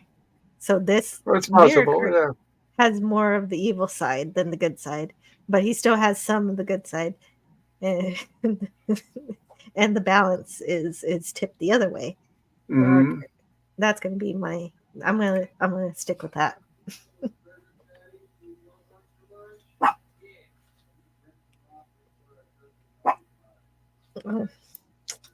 There's a lot of great quotes in this episode. You can probably quote just this whole thing.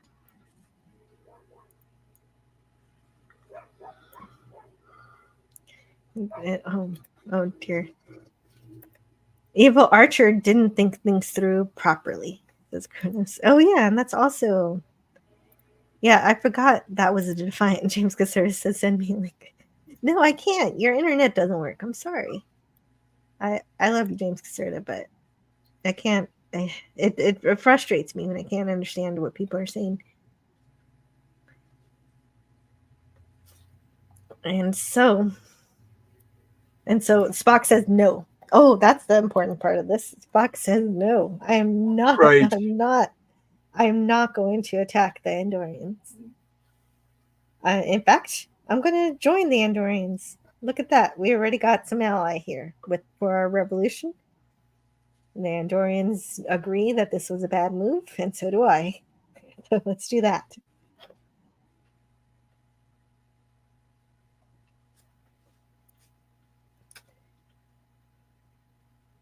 The whole galaxy has gone crazy.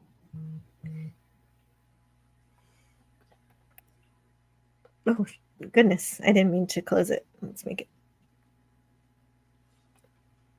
Oh, I messed up. Sorry, guys. I got to catch up where I was.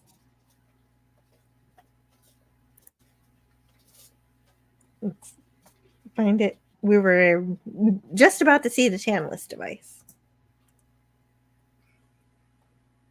There it is.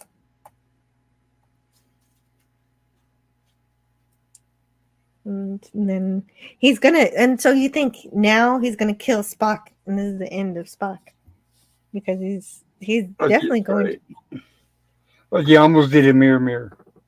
Yeah, and the actions taken against the Hawkins have been illogical. So of course that could have been the end, but for whatever reason it is malfunctioning. Did they say why the Tantalus device is malfunctioning? Was it the? She has a remote in her pocket. Oh, we found that at the end. At the end, she hands Spock the remote when she's showing him the Tantalus device.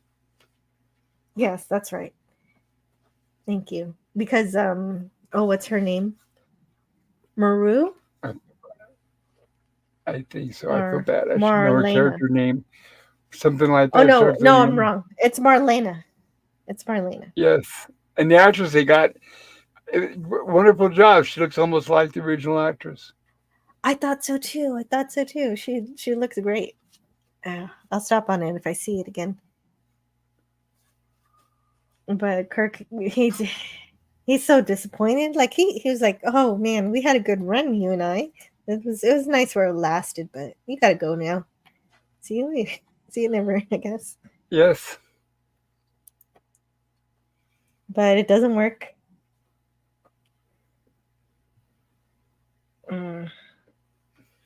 Oh, and he's so upset. Crazy to see him, a little less in control of his anger.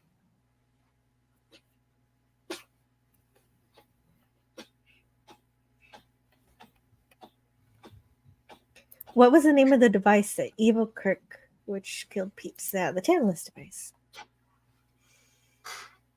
And so it shuts off. It does not kill Spock.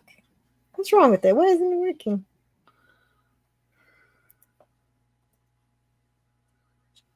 Now his paranoia is kicking in. Mm-hmm. Oh yeah. Yeah, but he does calm down. Well, he feels more confident when he has his two guards next to him. Yeah.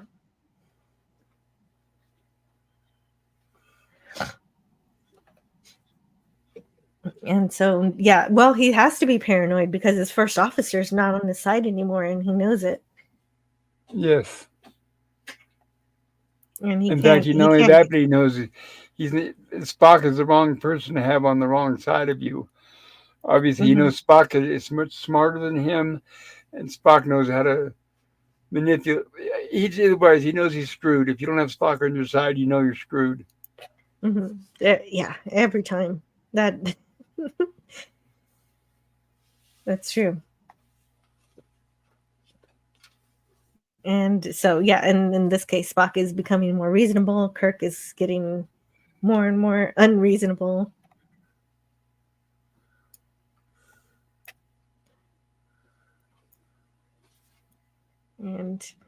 But luckily, Spock is not disintegrated. Well, Kirk's trying to figure out who has been tampering with the Tantalus device. So he doesn't know exactly who did this. Yeah, and he doesn't suspect the captain's woman to be doing it. Like he underestimates her. Yes.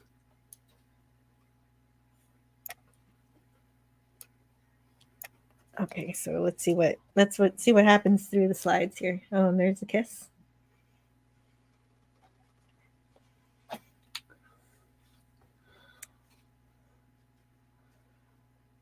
He looks like James Doohan in that shot from He that does. side angle. There's so many points where he kind of looks like him, like it's his son, but Yep. but you can just listen and you hear him. You hear James.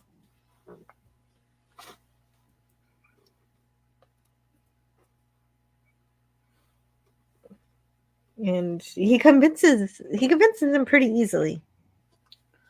He gets on his side pretty quick. Right.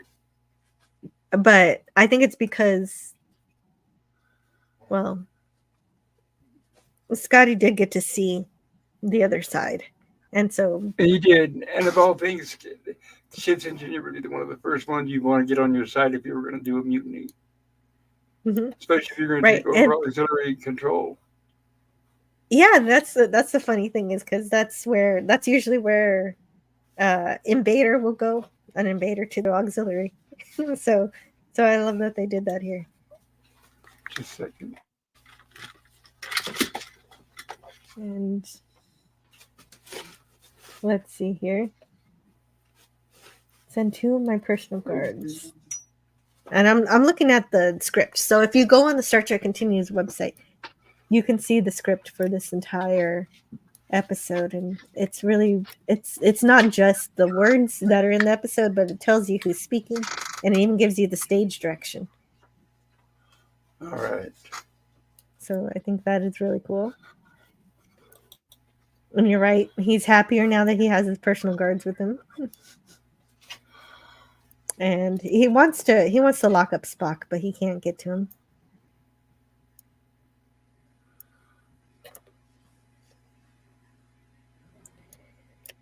And so,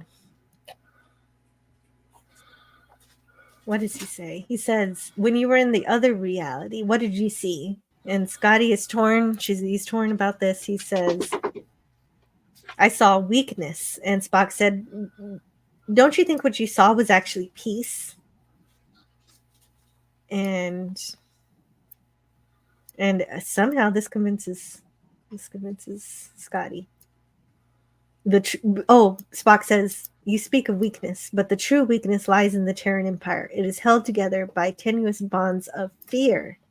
And that's actually shown throughout this entire episode. If you're watching this Star Trek Continues episode, you don't see a whole bunch of evil people running around pretending to be evil or being evil.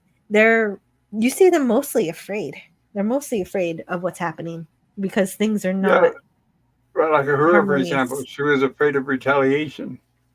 Mm-hmm. Oh, Kronos says Phlox was a real jerk in the Mirror Universe. Yeah, so is McCoy here.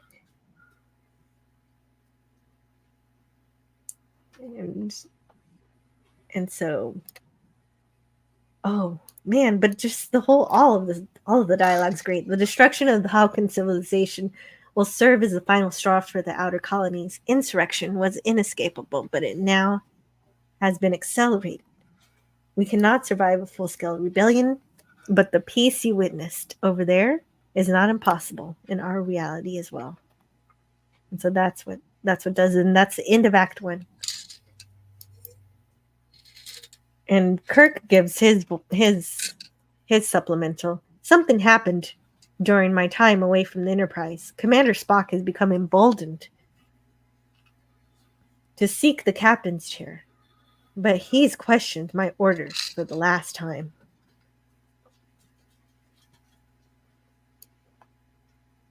And, I don't remember when it happens, but eventually we do get to hear the computer. And yes, we do. And guess whose voice that is? Yeah, yes, the computer is voiced because the voice in the Mirror Universe is male. So instead of Marina Sirtis, we get Michael Dorn. Marina Sirtis? We get Michael Dorn. Michael Dorn for this episode. No, you said instead of Marina Sirtis, when did we get her as a computer? Oh, yeah, we got her as a computer in the first episode. The very first episode. Oh, I didn't know that. Okay, thank you. Yeah. Well, it's kind of cool if you don't think about what she says about Texans. It's kind of cool because she's the in-universe daughter to Majel Barrett's Loxana Troy character. So it kind of fits. Gotcha. But in this episode, it's Michael Dorn.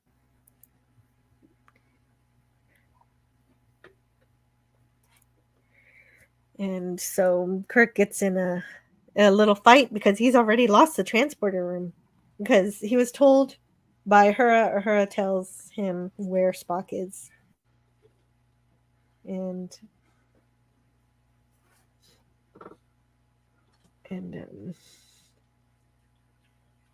so he definitely he goes to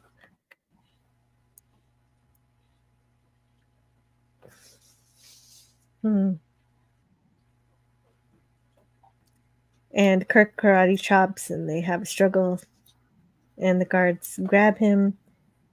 Okay, so these are the stage directions. Oh, what's see you mean? Close up. Close up, thank you. Follows Kirk's hand to the agonizer on the belt. Ooh. Okay, so these are just red shirts. They don't have any names.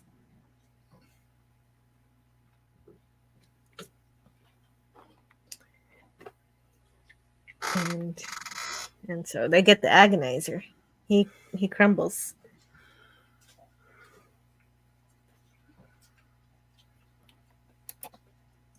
I'm sorry. I'm kind of having fun reading the transcript, and it's really Oh, good. that's fine. You're doing great.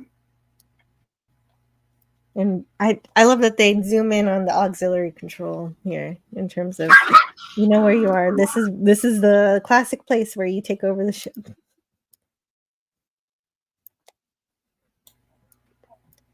And so, of course, they dispatch the current occupiers of the auxiliary control to take over. Spock, Scott, and then there's a Vulcan guard.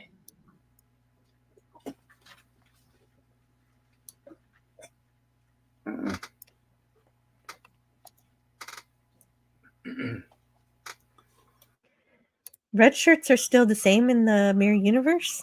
They seem pretty much the same, of course, except for their uniforms. They're slightly different. Control. You must use control. Oh, yeah, the poor red shirts. They do get pushed around. At least they aren't killed here.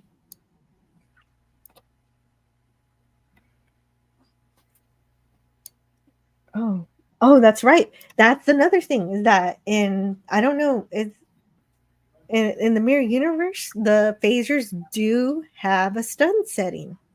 That's the interesting part. They do stun.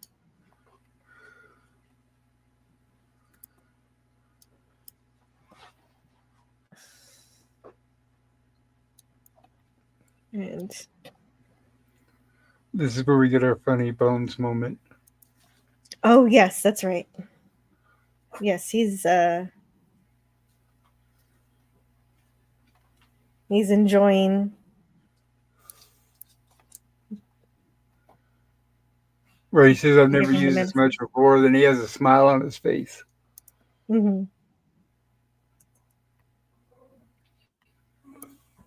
Oh, hold on. Yeah, I've never used this much. I wonder what'll happen. And the red shirt screams. Of course, he's not. And McCoy gives him some more stuff. Oh, he's gonna give him some more stuff, but then in the neck. But then a guard says, "Hey, he's not gonna be any good if he's dead. Like, think about this for a minute." Right. It takes an intern to say that. To realize. Yeah. But I guess so. McCoy's fun has to stop. And Kronos says, "I see a belly dancer." Oh no, well that's the Mirror Universe uniform for the ladies. And that's pretty normal. most of the time, we never knew their names. And so, yeah, that does make sense. You don't have to give everyone a name unless you need to. And give that traitor elf a slap for me when you catch him, Jim. All right. Wow.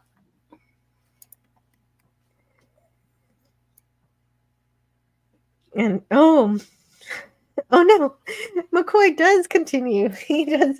Oh yeah, he inject gives him him another again. shot too, and right, He what's does. more, He he's does. enjoying it. So Oh my gosh, that's so amazing. we finally get Sulu. Right, because our McCoy would never do something like that. Oh no. Yeah, Sulu, lethal force is authorized. So, and he's thinking he can advance in rank now. He's next in line. He can be first officer now. Right, this is where Kirk tells him to take Chuck up with him. And he can use lethal force. He can kill him. But he's worried. Sulu's worried that he might get killed. So Kirk's like, okay, this is what you mentioned earlier. Go ahead, put Chekhov in front of you. Make him cannon fodder for you. Right, he's a human shield for Chekhov. Well, yeah. Well, Chekhov did try to kill the other Kirk, so this Yeah, Kirk is he like, did. okay. So that makes sense.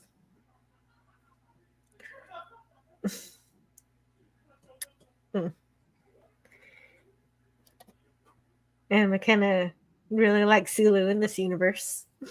Yeah, apparently so. There's something going on between the two of them. Definitely. No question about it.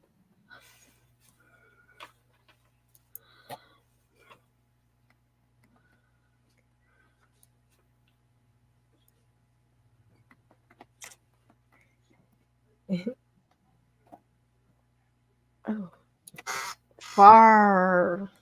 Okay. Franco Walker, what's that sound effect?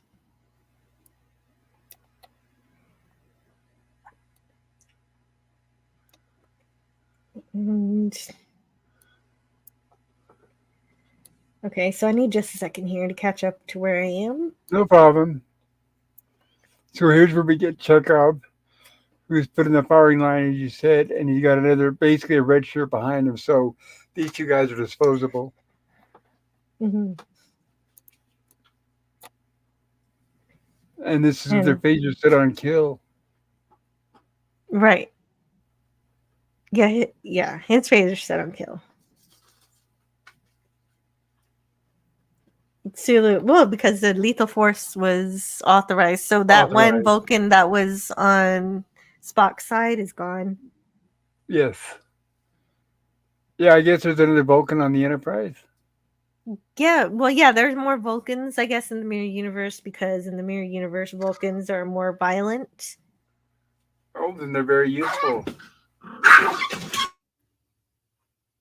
Murder is the way of the Empire. Yeah, so they are, yeah. But no, I won't talk about what happens in Enterprise. We'll worry about that later. Okay. Until the movies, Chekhov was kind of like the yellowest of the red shirts. I wonder what will happen.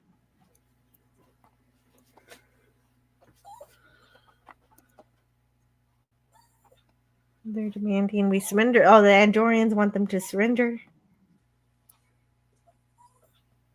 Of course, Kirk has no intention of doing that. No way. But Auxiliary is in control now, and so Spock's is suing for peace.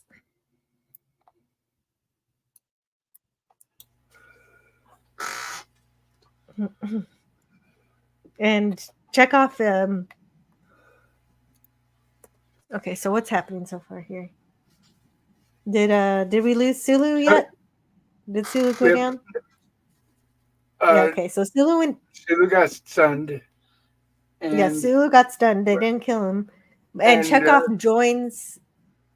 Right, Spock message from auxiliary control to the Andorians that they take it over the ship, and that pretty much that they're going to cease hostilities. So because of Yes. that, the Andorians start backing off.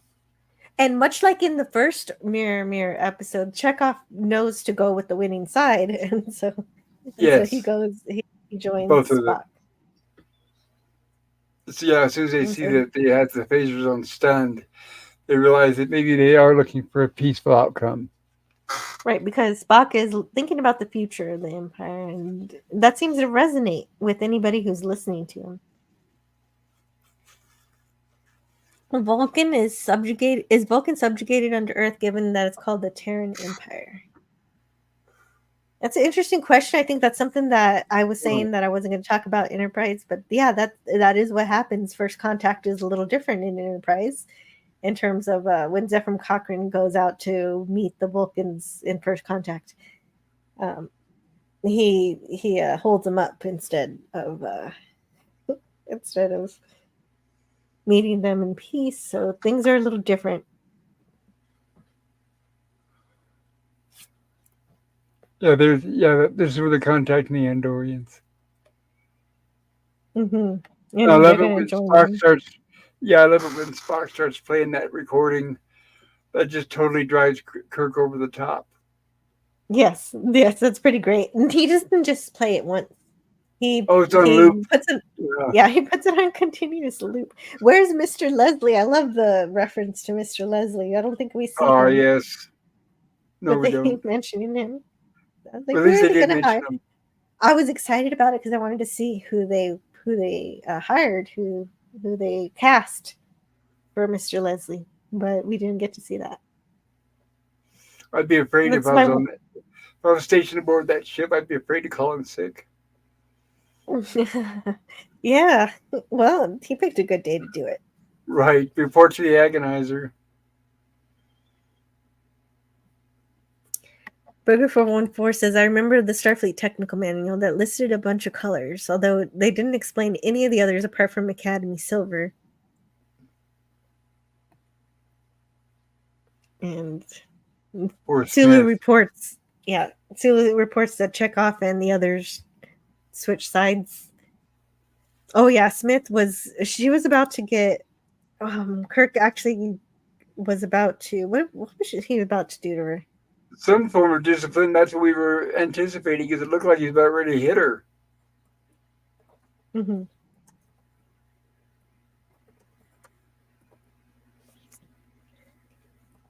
Let's see. I want to see what it was. I need a better line.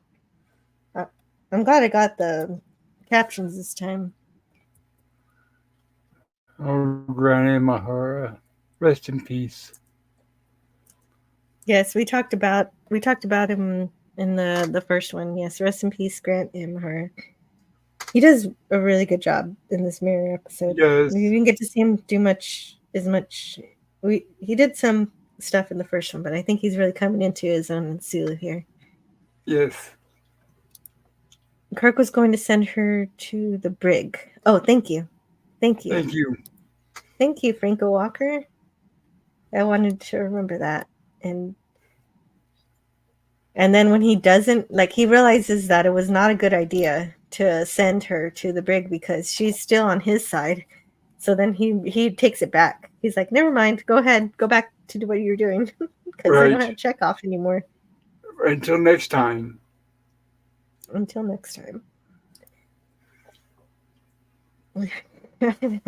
I want control of my ship or to the booth with a lot of you. That begs the question, how many agony boosts are there? Are there enough boosts? Oh, that's true. Is there one on every level? Yeah. Can you really agonize your entire bridge crew?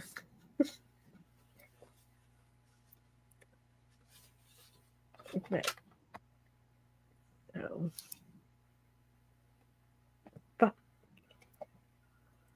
and so, yeah, Spock does give that speech over the comm system. It's a really, really good one. And Kirk realizes he was wrong to try to dismiss Smith.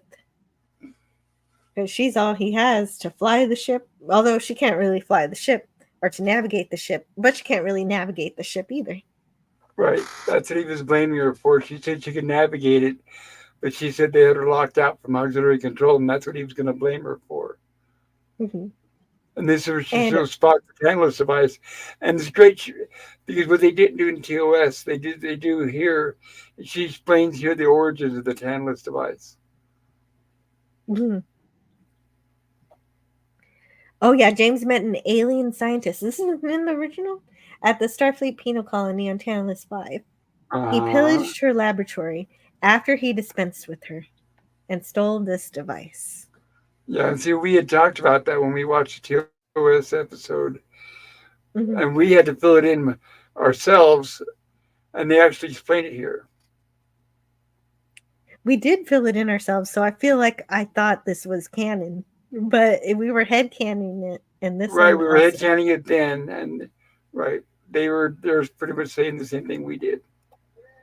But this is one of the big quotes of the episode I don't want to miss, is that I mentioned earlier.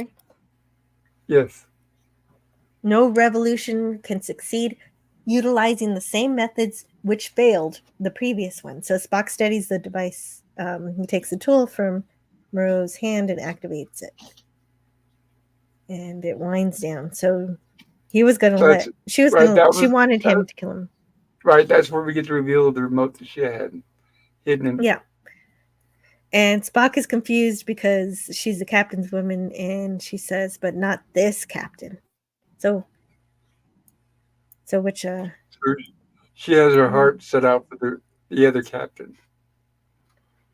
Yeah. Oh, the other captain in the other universe. Yes. He made an impact on her. Mm-hmm. That way. Definitely. He did. Fan films are nothing if not fully realized headcanon. Yeah, for real. Burger 414. I thought that was all real. I didn't realize that we made that up. And they did too. That is too cool. Okay, Keith E is moving on. Great feed. Thank you so much. I'll see you later, Keith E. I hope you have a really great day. Have a great Tuesday, Keith. No weapons, no tricks. If you haven't seen this one, Keith, I'd suggest watching this one. If you don't watch any other continues, this one's so cool. It goes for all of you guys. You truly need to watch this if you have not seen it. It's on YouTube. Mm-hmm.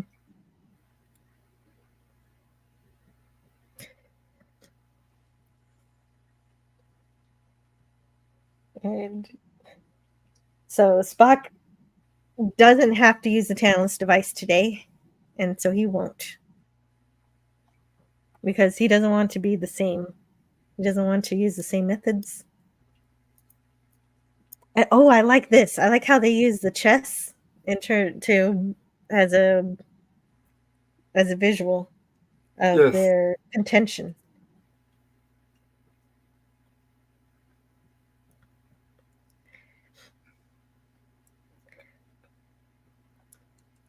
And of course, this was Kirk. Kirk wants to kill him, obviously.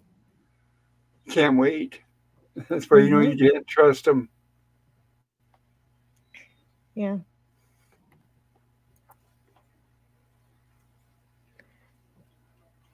And the old hidden phaser trick, eh?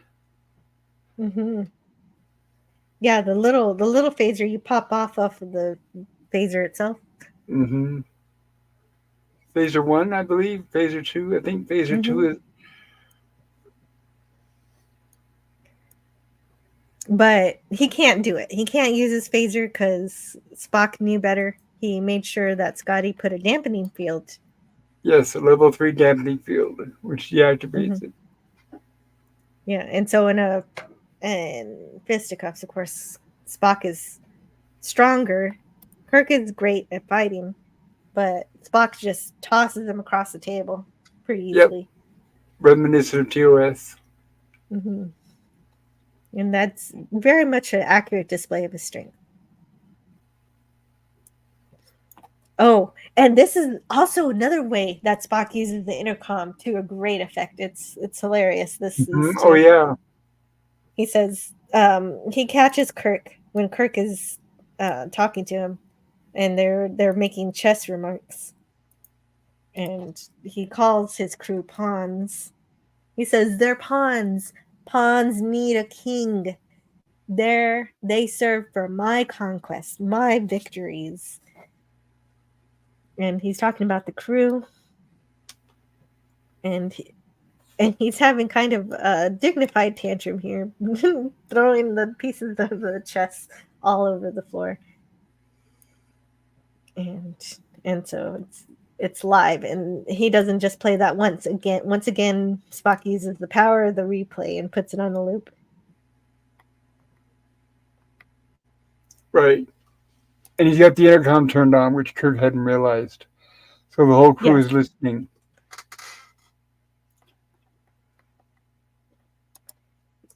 Yes, and earlier in the episode, we didn't mention it, but her and Smith looked at each other at one point, and they were like, "Yeah, we're gonna join Spock too." They didn't say it, but you knew exactly what they were thinking. They nodded at each other, right?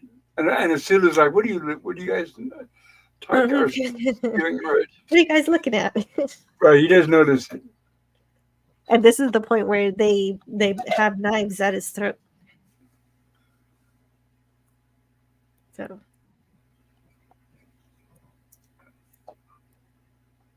So Kirk is put into custody here. And after this, Spock subdues him. There's that human side. I always knew you'd kill me to get the captain's share. Actually, Spock never wanted the cap. He was happy to be just first officer. Right. Even in the mirror universe, he did not. Mm-hmm. Yeah, but not anymore. He knows the revolution is necessary. But he doesn't do, like he said earlier, he doesn't want to use the same method. Yep. That the Terran Empire uses. So he doesn't kill his enemies. He doesn't kill Captain Kirk and everybody who stayed on his side. Instead, he sends them off with the shuttle. He lets them live. And I think that also shows how he's changed. Yeah, no, Kirk doesn't be dead. I'm responding to Kronos. Kirk be dead. No, never mind. You're right, Kronos, right. It's a mirror universe. You expect Spock to kill. But no, he's on a revolution for peace. And as such, he just banishes them. He sends them off in a shuttle. The Galileo 7. That is so cool. I would like to learn about the behind the scenes about how they built this shuttlecraft, because I guess they had to. I was looking at that. Some of these scenes look like they're maybe blue or green screened. So I'm not sure if they had the whole set there or not yet at this point. I think probably not the set, but definitely the shuttle. You're definitely walking onto a shuttle. And it looks great. I think the whole thing looks great. Absolutely. It doesn't take you out of the action. Mm. And that's it. That's Spock's road to peace for the mirror universe. And he's got the gold shirt on. He's captain now. Full captain regalia, yep. Mm-hmm. Galileo is off to go do Galileo stuff, to go back to the Empire and whine about it. And Spock says forward. So he doesn't give a heading. He's just go.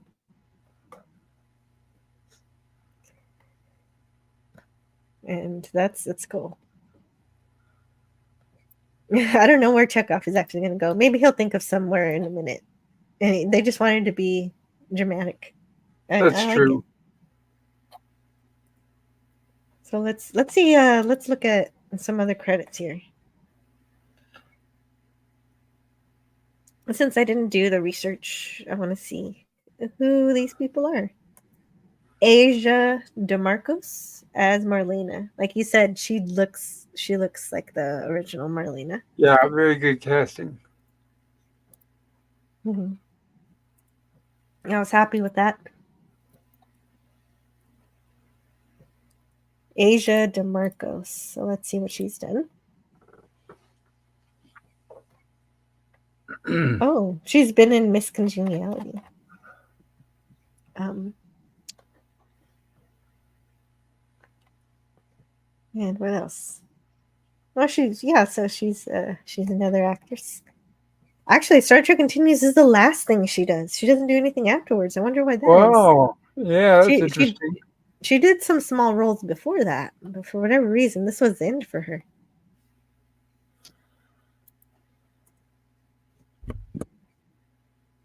Excuse me. Kipley Brown plays Smith. Let's see. And she did a good job as Smith. I think so too. She played the loyal officer until she realized it wasn't the right way to go. Yes. It was a very believable turn of events for her. Because for me, Scotty kind of agrees to flip so quickly. It's a little bit too easy, but it's a little bit tougher for her, and it works. Oh, she also helps out with Star Trek Online. Oh, very cool. She does something for that. So she doesn't do a whole ton, but maybe she'll do more. Oh, she was in Star Trek Enterprise, one episode. Ooh. That's awesome. In the episode, season 3, episode 20, The Forgotten. So Archer, okay, so it's like a part of the Xindi arc. So that's great. That's great. So she was in Star Trek before too, and so this is a lot like watching the Orville for me, where I'm like, hey, here's that person. They were in a Star Trek, and if you look at the credits, you've got people in the credits who created Star Trek, including Gabriel Corner, who was going to be here today, who worked his on name Star pop Trek. up here. Right, his name's going to pop up here shortly. Yeah, it does, and he works on these first 3 episodes. The very first 3 episodes. He also works on the vignettes. But you also see other people here who worked on Star Trek. Most notably, of course, is Doug Drexler, who worked on special effects. That's what I wanted to ask April about working with Doug Drexler. And apparently they worked together. They co-built the models, the ship models for for these episodes. So Vic, not only did he write, but he even edited this episode. He's definitely hands-on. Yeah, he did. Well, and he even did some music composer work. He did a lot. To create. When you see someone when you see the credits produced by, and he did. But he not only that though, he's really good at bringing all of these amazing people together, some of whom there's Gabriel's name. Yes, some of whom did work on Star Trek. Usually when you see produced by, directed by, written by, starring, it's usually a bad production, but no, this shows that Vic is a true fan and he knows Trek, and he's a true hands-on with these episodes. Absolutely.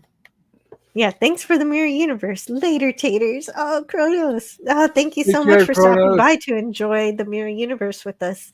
And you were here. Thank you for stopping by. It's always good to see you. And hail Doug. Always hail Doug. Doug is great. And I love listening to him talk. Anytime Doug does an interview, like, wow, this is really great. To actually, I appreciate everybody who works on Star Trek, but it is something special when you hear somebody who worked on Star Trek who's actually a fan of it, which is why I was excited to talk to Gabriel, because it's very clear that he's a fan too. Especially on this production, I think a lot of them would room to it they were all volunteers. Yeah, exactly, because you don't get a profit off of this. This isn't a money-making venture. I mean, you get to eat and stuff. Right. They might give you lunch, maybe a sandwich, but right. Oh my goodness. James Caserta says, I just came up with a great idea for an episode. Oh, cool.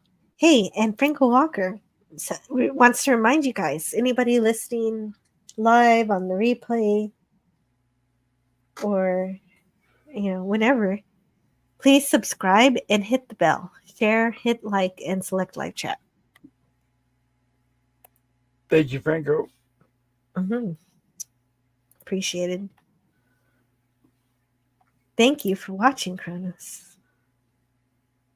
Larry Nemchek did a great job portraying Bones McCoy. I love his week streaming Trekland series. Oh, what's that? Trekland series? I hadn't heard of that. No. But Gabriel was too busy with work today, so I guess we didn't get to hear from him. Understandable, Gabriel. Maybe next time if you're out there listening on the rerun. We still have a few more weeks of this. You're welcome to join us in any moment. And I have the interview prepared, and it'll be fun. I think it'll be more fun to do it live. I want to wait to see if we can do it live. If not, if we don't get to do it live, we'll have it one-on-one. Maybe you schedule a time where Gabriel's available. Yeah, right. Exactly.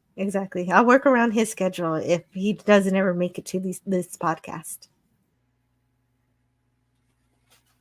I think I know her name from Star Trek Continues, or oopsie. Oh, that's how you know her.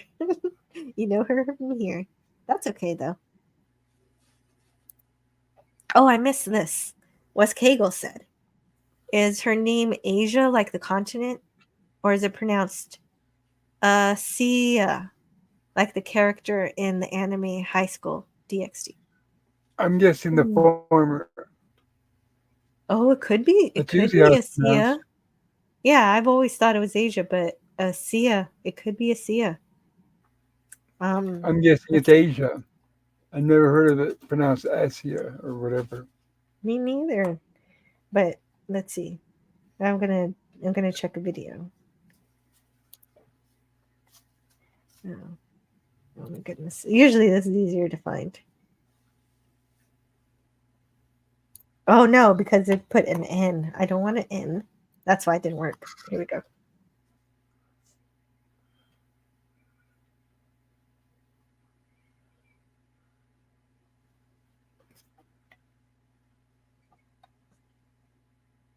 Yeah. Well, let's see. It could be a Shia. It could be a Shia. I like that you gave that a question because I don't know for sure. That would be something that Gabriel might know. I don't know. I could write that down as a question. Oh, it's a good question. Later. It is. Because I appreciate the episodes that he worked on. I've enjoyed all three so far, but I think these last two were even better than the first one. Even though I really loved the last one, Fairest of them all. My God, that's up there with one of the best Trek TOS episodes. Almost as if they had a sequel. Like if it was been a two-part episode, it would have been a great one. Mm-hmm. Well, they both would have fit in with the original series better than a lot of season 3 episodes. Yes. Both of them. Especially the first one makes you think about... Fairest of them all, that's almost like an episode that we've wanted all these years and we finally get to see. Mm-hmm. And Spock gets to be the fairest. Vulcan of them all. Seeing Spock in the gold uniform was interesting. The only other time I know we saw him in it was in Mind Sifter. I'm not aware what that is. Sorry.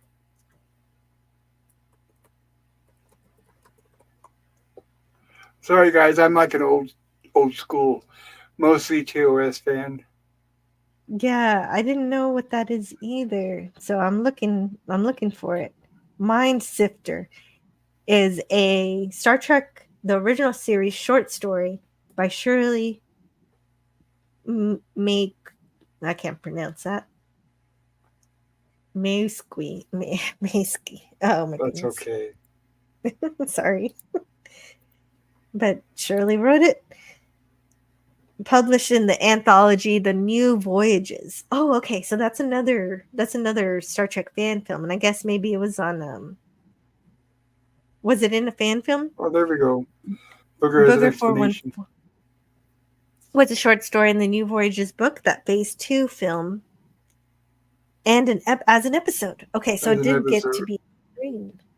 That's cool. Yes, the Phase 2. I think Phase 2 Oh, came before interesting. Star Trek Continues, and that Big Mignogna worked with the Phase 2 first. So that's cool. Nice. Thank you, Booger. I appreciate that.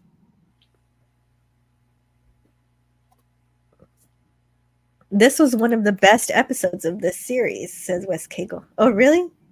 Yeah, I think it was really fantastic. I think both together they made a good pair episode to talk about, and that I made the right choice to talk about the two of them at once.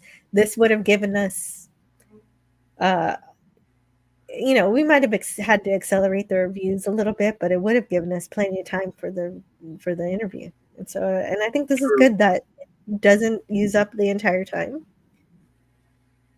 And it'll be fine. It'll be fine. 3D chess is confusing. Yeah, you know what though? But it's real. You can actually buy a real 3D chess set and learn how to play it. Yep. And I remember when Radio Shack carried them. Oh, Radio Shack. You could go to Radio Shack. Radio Shack used to have it. Yeah. That's funny. Oh, that's cool. Yeah. So that's the power of fans. They take something that's fictional and they make it real. And that's exactly what this series does.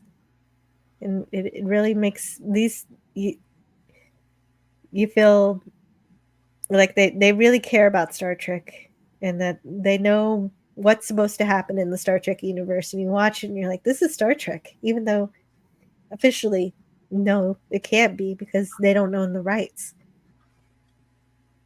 But it's really great.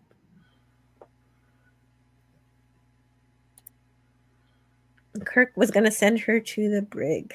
Oh yeah, that's right. Okay, so that's the chat caught up. Yeah, Smith did nothing wrong. I guess the brig would be preferable over the agonizer chamber. Oh yeah, that's right. That's right. So that is kind of, he did say, "Aren't I a merciful captain?" Right.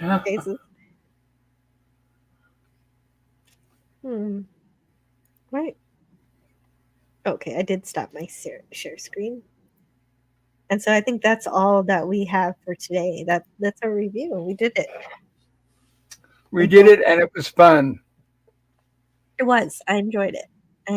And next time I'll make it even better because, it'll be fun.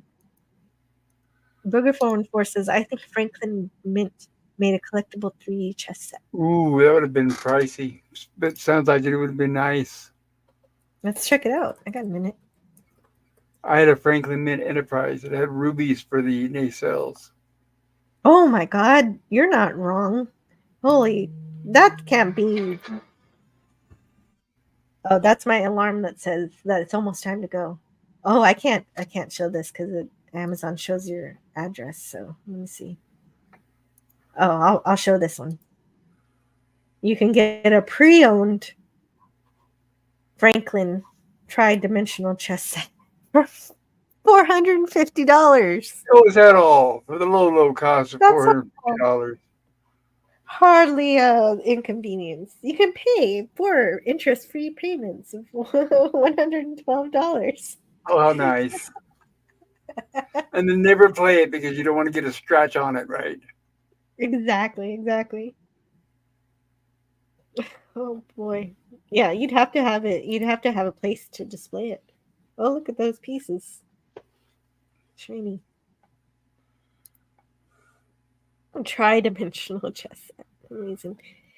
Known and respected throughout the galaxy, tri-dimensional chess is an extremely beautiful and logical game throughout Federation space.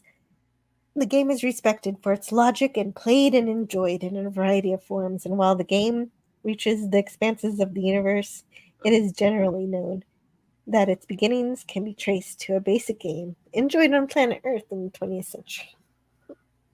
I like what Booger 414 says. They send you one piece a month like that, like a Civil War chess set. That way, maybe in 3 years, you'll actually own the whole set. James Caserta says, "Do you play chess, Jill? I know how the pieces move, and I can castle, but I am terrible at chess because I can't think It's very 3 simple. moves ahead." If somebody sat with you and showed you, say, "Oh, okay, this all makes sense." Mhm. It's all very logical and it's very basic. The rules. Oh yeah, Yeah, because that's as you true. know, each character is limited to a certain range and how they can move, and you just go from there. Yeah, exactly. So I can move them okay. Right. It's just 3D chess, I'm being sure. able, Yeah, 3D chess, I don't know, but regular chess, I do know. yeah, but being able to predict what the other person will do is something that I'm not really that great at. Wes Right. Cagle says cheapest I see it for is $140 on Amazon. That's Oh, not bad for Franklin Mint. okay, that's a lot better. Oh Well, my that's goodness. probably not the Okay, so Franklin Mint version. That's probably just regular 3D. I'm guessing. Yeah, for 140, that's probably not the Franklin Mint version. yeah, no, no. Here's the Franklin Mint version. I'll show it. I'm gonna do the whole screen. There's it.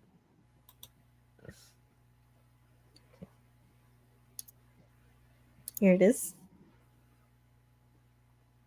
$450. Previously $490 with a $14 delivery fee. Oh, $13.50. nice.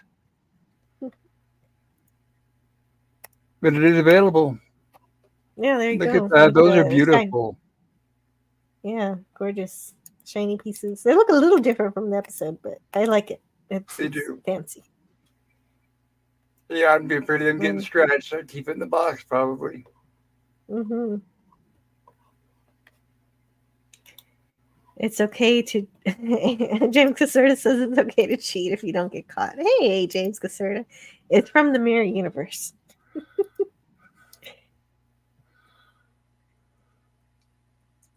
Let's see. Yeah. Oh.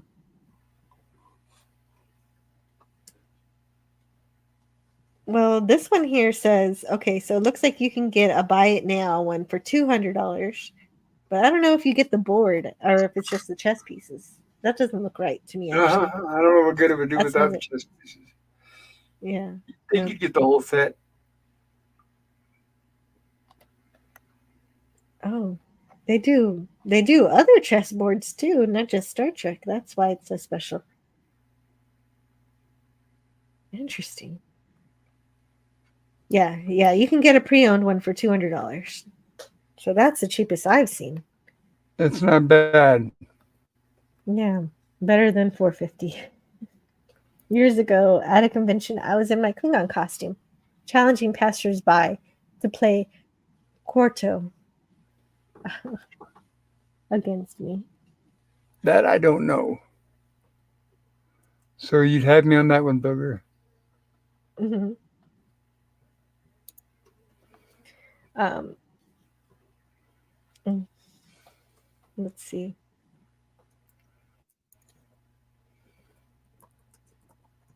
Well, that's cool.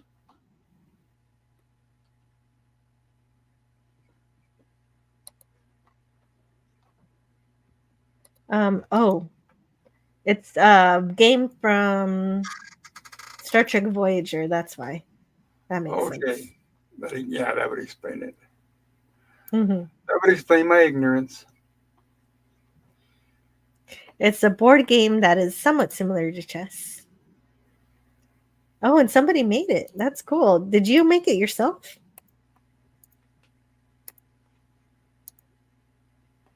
Oh, yeah, it does kind of look like chess. It's a smaller board. And I guess someone. Oh, you can buy. Can you buy it? I don't know. Well, that's pretty great. I would. I don't even know how to play it, and I'd sit down with you and play it. Klingon was offering a game. I would learn if It somebody may have, wanted to play with me. it may have been used in Voyager, but it was a store bought game before that. Oh, okay. Yeah. They use it in Voyager. Um, Tom and Balana are playing it. So Tom likes Earth stuff, Earth Path stuff.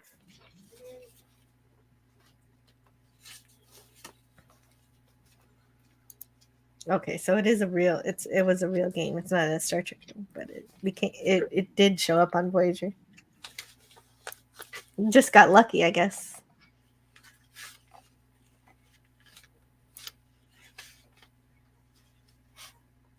Looks cool though. No, I've never played this game. Thank you. Thank you for enlightening me. But for now, I think we'll put a pin in this until we get on to the next episodes next week. Next time we're going to look at the white iris and also divided. Oh, what is it? I forget. I'm going to check here. So the white iris is the next episode.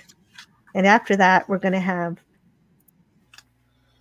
Divided We Stand. Divided We Stand. And so that's interesting. So we'll figure that out now.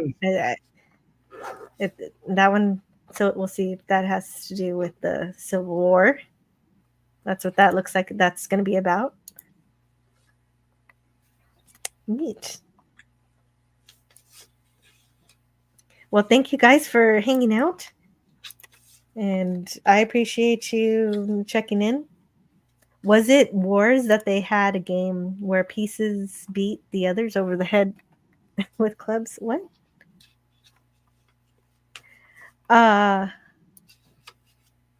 don't know, but in Harry Potter, the chess pieces do fight each other. But I'm sure that's something that's been used in other shows and series and things. Yes, and they've had computer games where when you click on the character, it actually gets up, it comes to life, goes across the board, attacks, fights the other member, and so on. Mm-hmm. Yeah, battle chess. Oh, Franco says yes, James Caserta, and they tore each other apart. Wars, chess. Oh, Chess Wars, it's a game. Oh, okay, cool. You can play it. It's a classic game.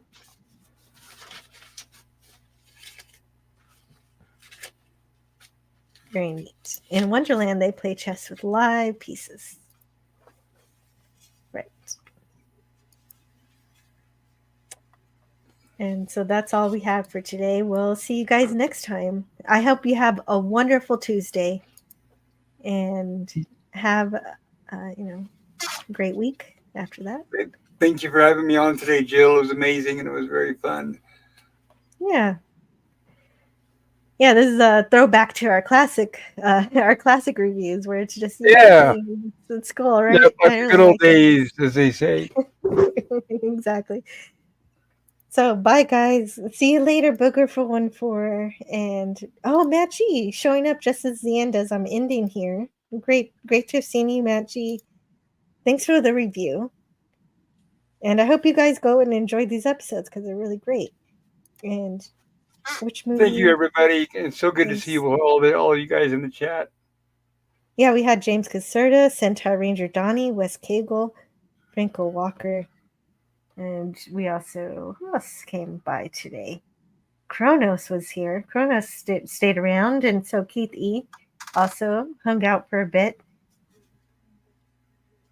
as well as Penny. Penny was here. Did I say hi to Penny? I don't remember. I don't remember, but it's never too late. Hello, Penny. Yeah, never too late to say hi to Penny. And Jedi Bill was also here. Let's see. And Canadian Spider-Man. I hope you're having a wonderful day. And Comic Relief Crusader. He should still be alive. I think he just started about 40 minutes ago. So if you're looking for something to do, he's there. He's talking about. He usually talks about wacky news in pop culture, but not like the main thing everybody else is talking about. Burger414 says, yeah. Burger414, thank you for being here. I pretty much did read everything. That was really good here. DJ Ronnie G was here. And PvP also showed up in the chat. I wonder if he was listening to us while he was working today. And yeah, it would have been cool if he could have shown up, PvP. And the Outcast Creative also. Outcast Creative, if you're interested in these, I could send you one next time. And we will see you for Friday. I still don't know what I'm doing for Friday. Do you want to pick a movie for us, Pop Culture Curator? We'll talk about it in a minute. I'm gonna talk about it with you in just a minute here. Okay.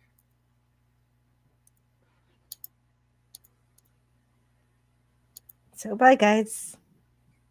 Take care, everybody. Bye-bye. Peace. Our sister world opposes our desire to join the Federation. They will stop at nothing to prevent it. Target acquired, Captain. We're losing weapons, Locke. Captain. Fire phasers. Why are you here? What do you want with the Captain? Humans bury feelings of heartbreak and loss. We lock them away. What places do you think it is? Intelligence. Wars on overload! This procedure is not successful. We'll lose all three of you. The tissue damage is severe. Fire around the ship, Or not. What can you do here? We're gonna have to amputate below the knee.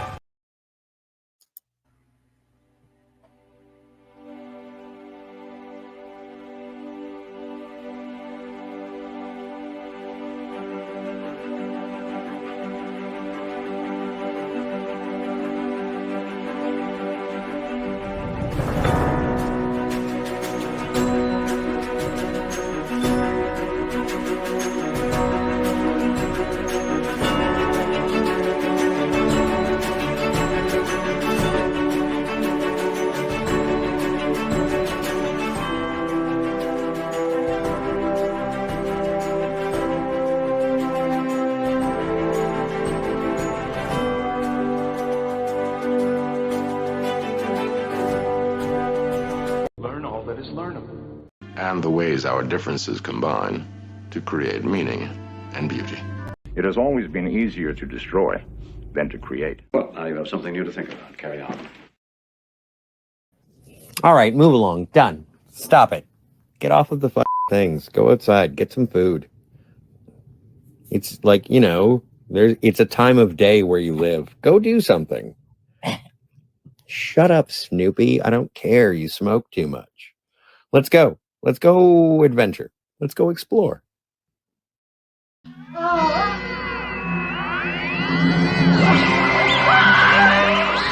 agony booth is a most effective means of discipline. Now you're making sense. I was getting bored. Of course, this isn't the time. Any time's a good time.